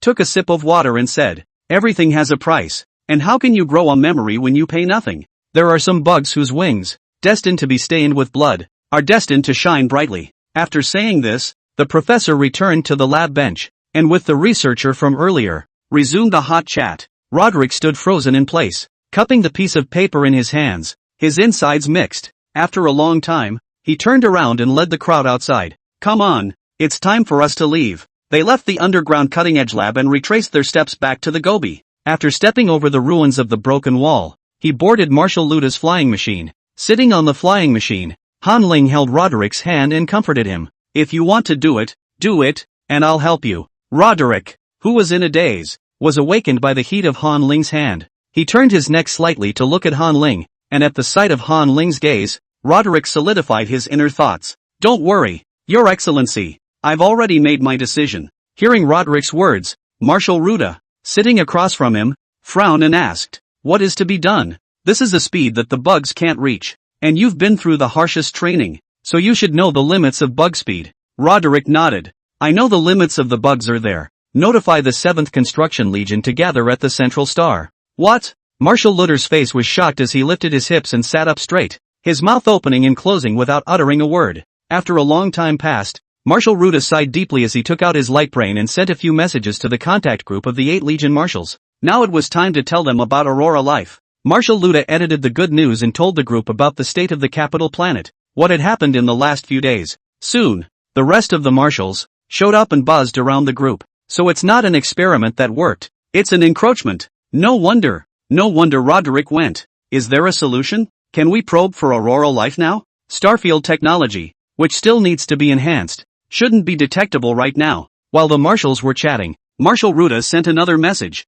Roderick just sent word that the military female of the 7th Construction Corps come to the capital star. The chatting marshals all disappeared as soon as that was uttered. After a long time, only the marshal of the 7th Construction Corps sent a message. Copy that. At this point, on the flying machine, Han Ling reminded, tell the military females of the 7th Construction Legion not to set out yet, and when I construct a spatial teleportation channel that links back and forth, they'll just come straight across. Now that they were on the capital star, the coordinates of the entire starfield were constructed based on the capital star. As long as there were coordinates, Han Ling could move freely wherever he wanted to go. It's natural to go to the headquarters of the 7th Construction Corps. Marshal Luda sighed and continued to inform the group. Parson, who was sitting next to Roderick, couldn't help but ask, Grand Emperor, what's the point of calling the 7th Construction Legion here? Do they have more advanced equipment? My brother and the others, even though he's from the military academy, the flight speed really can't reach that high. He's still an A-class female insect, a genetic grade that can't even reach, let alone any other grade. Roderick was silent for a moment before speaking up to explain. The speed at which the bugs fly depends on the heat generated by the friction of the air. The reason our flight speed stayed at the critical point was because too much speed would cause the bug's wings to spontaneously combust. There is only one way to achieve the speed given by the professor. That's sacrificing the wings and pushing the speed to the limit, disregarding the temperature of the wings. Bugs fly at speeds that are far higher than that. Lose your wings? This is too cruel for the bugs. Parson felt a vague pain in his backbone at the thought of losing his wings. He pursued. Then why the 7th Construction Corps? Han Ling waved his hand and said, don't pursue it, cause and effect. What causes sows what? Han Ling still remembered that during the previous meeting, the marshal of the 7th Construction Legion had said that he was the one responsible for communicating with the Aurora beings, though their intention was for the betterment of the bugs. But who should be sacrificed at a time like now? It's all innocent people that are involved in this. Han Ling said to Roderick, don't think too much. In a moment, when we return to the 3rd Protection Legion headquarters, I'll start constructing a spatial teleportation channel to link up with the 7th Construction Legion. But before we do that, I think we should make a trip to the Flow Literary Society building. Don't you? Chapter 180 Liquidation. An hour later, Marshal Luda's flying machine drove into the commerce center of Central City. A few moments later, it landed in front of the doors of the Flow Literary Agency building. Marshal Luda asked, do you need me to follow you upstairs? Roderick shook his head. No, it's enough for us to go. After saying this, Roderick wrapped one arm around Han Ling's waist and exerted force under his feet, as if he were ascending into the clouds, and sped upward along the towering building, heading straight for the top floor of the Flow Literary Society building. Han Ling could only feel the gusts of wind whistling along his cheeks. The wind stung his eyes unbearably, and Han Ling could only blink his sore eyes once to wet them. A few seconds later, by the time he opened his eyes again, he realized that they had spanned several hundred meters to the top floor. The floor-to-ceiling window that was smashed yesterday and never repaired happened to facilitate the passage of the duo. Roderick's hands and feet powered up, directly leading Han Ling to the chairman's office. When he came up, Roderick didn't cover his footsteps. Therefore, as soon as they had taken their seats, they heard a voice resound from the parlor couch in front of them. The two of you are back. I thought you would rest a little longer. You bugs. Are you so unsure of us? Only 5 hours had passed since Han Ling and Roderick left. The tone of the Aurora beings was tinged with dissatisfaction, as if they felt that the bugs were staring too closely. But who knows? Roderick didn't even want to continue pulling with him, but opened the door. You are restricted to lead the remaining Aurora beings and get out of the bug starfield within 1 day. If you continue to linger, the space sharp blade will, without hesitation, tear your bodies apart. What? Do you realize what you're saying? Aurora Life shouted. The bug race has an imbalanced gender ratio and is about to go extinct.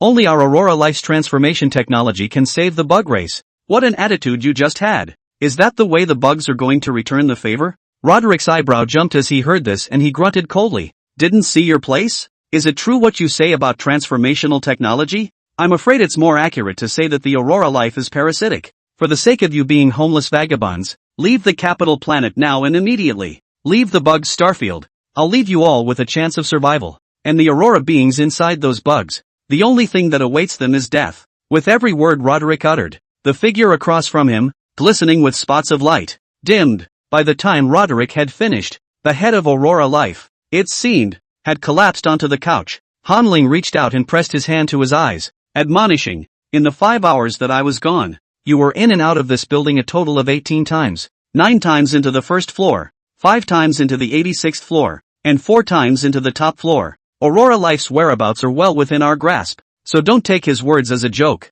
Coming here to remind you of that has been our greatest kindness. Han Ling's words seemed to have irritated the head of Aurora Life as he muttered. How did you know that? Impossible. How did you see where I was going? Han Ling let out a cold laugh when he heard this. You'd better move fast. We're about to judge the Aurora beings that are parasitizing the bugs. Get rid of them, and what's left is you. Things accounted for. Roderick turned around and took Han Ling with him, leaping down without hesitation, following the route he had come from, and quickly falling downward. Roderick's emotions were stable, as the worms didn't need to have a venting dry howl. That was something only the weak would do to gain sympathy and draw emotional value. The initiative had been in the hands of the bugs, the strong side, and it was a shame that the Aurora beings hadn't seen it coming. They were blinded by the lies they had told, and took the lies at face value, thinking that the Aurora beings were really the saviors of the insect race. Han Ling sighed. Alas, if the Aurora beings didn't have a crooked mind, but really cooperated with the insect race, even if things don't work out in the end, what's wrong with the bugs gifting Aurora Life a whole set of stellar galaxies by virtue of a 1500-year liaison friendship? Han Ling's fine words drifted in midair, and it was unknown if the person in charge of Aurora Life had heard them or not. A few seconds later, Roderick had both feet back on the ground. He gently put down Han Ling, who was in his arms, and afterward, the two of them got into Marshal Luda's flying machine together. Marshal, let's go back to headquarters, Marshal Luda asked as he sat inside the craft and adjusted his flight path. Things all set? Roderick nodded. Well, it's arranged. Now as long as the Aurora Life inside the female is expelled, the crisis of the capital star can be officially lifted. Marshal Luda breathed a sigh of relief and laughed. That's good. Han Ling looked out through the porthole of the craft and frowned. Within the capital planet, there are still many Aurora beings that have completely fused with the bugs, and it's not clear if they can still be separated. Tonight, we still have to trouble the people of the 3rd Protection Legion to capture all those parasitized females. Marshal Ruda nodded. No problem. Currently the military females of the 4 major war legions are on standby within the headquarters at all times. We have enough manpower. Arresting them won't be a problem. Han Ling nodded slightly. Well, at night, I will use my mental powers to assist you in capturing the parasitic insectoids that have completely seized their memories and are hiding. A few people rode in the craft and chatted about the problems they might face in the aftermath, filling in the closing plans once again. An hour later, the craft landed at the headquarters of the 3rd Protection Corps. The deportation program against the Aurora beings has officially begun. After Han Ling had gotten the coordinates of the 7th Construction Corps headquarters, he picked a training ground and began constructing a spatial teleportation channel. Roderick rushed to the 3rd floor where the patients were staying and organized the females that had been mistakenly captured and told them what they were going to do in a moment. Marshal Luda, on the other hand, went to the 1st floor hall to contact the military females of the 4 major war corps to arrange for tonight's capture mission. After arranging his own affairs, Marshal Rudra found a deserted corner and sent a message within the exchange group of the 8 marshals. 3rd Protective Corps, invading enemy forces are withdrawing. Begin closing nets for interception. 7th Construction Corps, copy. In the distant headquarters of the 7th Construction Corps, inside the office lobby, a group of engineers were issuing order after order to the light brain. Activating the capital planet's 1st protective planetary chain. Weapons silos open. Silos open. Activate the capital planet's 2nd protective planetary chain. Energize it and prepare for space cutting. The dozen or so moons that had been hanging over the capital planet remained normal after a flicker. The cluster of celestial bodies close to the capital star began to wobble abnormally. Marshal Luda, standing in the corner, seemed to sense something. He wordlessly walked to a window and silently looked up at the sky. Roderick is still too young, not ruthless enough, not determined enough. If you let the enemy go after every battle, that insect race's enemies throughout the ages have long since joined forces and exterminated the insect race hundreds of times. One more enemy is one more danger. Keeping the Aurora Life. Luda was afraid that the future generations of bugs would sleep uneasily. Chapter 181 Arrival of the 7th Construction Corps. When the time came late at night, silent darkness hung over the headquarters of the 3rd Protection Corps. The stars are twinkling and the cool breeze is refreshing. Parson had long ago compiled a list of today's unusual females. When the time passed 12 a.m., the military females of the 4 major war legions, once again, all went out to the residential areas, schools, and office areas to capture the abnormal females. In the center of the headquarters training ground, Han Ling's 2 spatial teleportation channels were also set up. As the rippling passage of space reflected the view of the 7th Construction Legion, when everything was ready, Roderick ordered, the expulsion of Aurora Life program, officially begun. 3rd Corps headquarters, 3rd floor lobby. The females, who had been mistakenly captured, heard Roderick's voice and immediately sprang into action. In groups of 2, they clamped down on an ailing female and led her downward. The sick females asked with a slurred voice, It's going to take us, where? A female bug looked at him sympathetically and explained, We went to take you down to see the doctor. And Roderick said that when you had seen the doctor, you would be cured. Now that you are having a hard time spitting and moving around, it will be up to us, in turn, to bring you down. If you want thanks, thank us both. The sick female nodded slowly, Thank you, with one leading the way. The other patient females followed suit and said thank you to these volunteers. The sick female was then picked up by the arm and dragged down the stairs. Headquarters of the 3rd Protection Corps, the center of the training field. A large number of military females, coming out of the spatial teleportation channel. They were uniformly dressed in black and white I-beam patterned uniforms, with black stone tiles in the center, filled with white mud and sand. This is the uniform of the 7th Construction Legion, symbolizing the building of the future of the bug race with flesh and blood. The military females arrived at the training ground, trained and lined up in order. When the field was filled with 10,000 military females, a loud voice rang out. 7th Construction Corps, 1st Column of Flight, assembled. Roderick asked aloud as he stood at the front of the training ground, Know your mission? No. Know your mission? Build a home. The Marshal of the 7th Construction Corps, apparently, had arranged everything. I just don't know if there are lies mixed in here or not. Roderick scanned the room and spoke in a deep voice. I'll demonstrate in a moment. We need to maximize our speed before our wings burn out. The female bug volunteers, seeing Roderick's gesture, stepped forward and handed Roderick the sick female bug on her arm. Roderick carried the patient female in his hand, and instead of looking at the female's expression, he explained, We are now 15 meters away from the spatial teleportation channel, 10 meters of assisted running, and the remaining 5 meters, we must, in an instant, explode to our full strength. As the words left his mouth, there was a jab from behind Roderick's back, a pair of insectoid sheath wings that appeared on his back. In the center of the robust dorsal muscles, the sheathed wings were flapping powerfully. Seeing, Roderick grabbed the patient female's waist, kicked his feet, and instantly scurried away. Before the onlooker Han Ling had a chance to see Roderick move, he saw a sharp chirp coming from the extremely fast humming wings, and his eyeballs seemed to see a dazzling burst of fire. Wings accelerated. Secondary propulsion. The fire seemed to flash for just a moment, and then small black dots like black smoke appeared in the air. Han Ling didn't blink, and Roderick disappeared into thin air, as if he had never appeared. Han Ling caught a bit of the black ash floating in the air with his hand and twisted it with his hand, black traces that rubbed into his fingerprints. Roderick's wings literally carbonized. Just for a moment. A few moments later, Roderick carried the female worm and re-emerged out of the spatial teleportation channel. His face unchanged, he announced loudly, Start the operation. No need to teleport back after you've done the mission. When it's all over, then send the sick females back in one piece. Han Ling had set up a total of 2 spatial teleportation channels. One connects the capital star to the 7th Construction Corps garrison star. There's another one that connects to a coordinate in space. The coordinates, provided by Marshal Ruda. Marshal Luda said that the space sharpshooter had been set up over there. None of the Aurora beings attached to the females could escape. The plan to expel the Aurora beings is being carried out in an organized manner. Black ashes, gathering more and more in the center of the training ground. The ash drifted into the air, or landed on the ground, on the uniforms of the females, or on the faces of the females. But the faces of the 7th Construction Legion, of every female insect, were devoid of fear. 7th Construction Corps, 2nd Column of Flight, assembled. 7th Construction Corps, 3rd Column of Flight, assembled. 7th Construction Corps, Flying Column 12,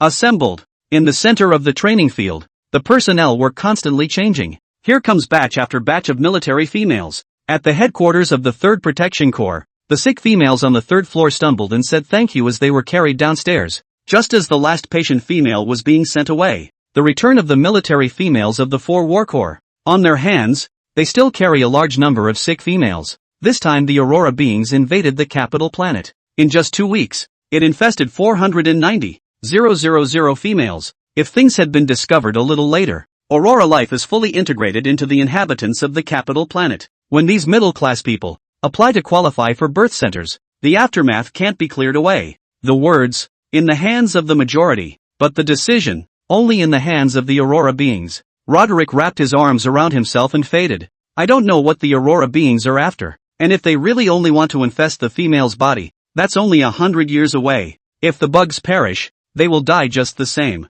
Bug wings, when lost, cannot be regenerated. Although the insect race of Coleoptera generally had more than 2 pairs of wings, losing a pair of wings would definitely affect their strength as well. Roderick said with a careless smile. The bugs have no strong enemies at the moment, and a slight drop in strength won't affect anything. Hanling raised his eyes disapprovingly and said, if you ask me, it's time to get rid of the other interstellar races. All of them. A single aurora being has already stirred up the capital star like this. I see that the other interstellar races you've contacted are no slouches either. What's the saying? If you seek skin with a tiger, you will bring about your own destruction. Cooperating with the Yao clan is the right way to go. Hearing this, Roderick had a smile in his eyes and whispered in Hanling's ear. That's actually what I thought. The you are pretty reliable. At least that's what a lot of the females in the Legion say. The two had been standing next to the training ground, waiting for it to be over. As the sky clouded over, black ash had been blown across the training grounds and drifted into the air. Black smoke filled the air, and in between breaths, one could smell a hint of destruction. The last patient female teleports away. Roderick muttered, it's finally over. Hanling's expression relaxed, and he was just about to say that he was celebrating the victory of the insect race, but Marshal Luda, with an anxious look on his face, jogged all the way from the distance to the side of the two of them and said in a low voice, Roderick, Lord Hanling, there's been another incident, this time with silicon-based life.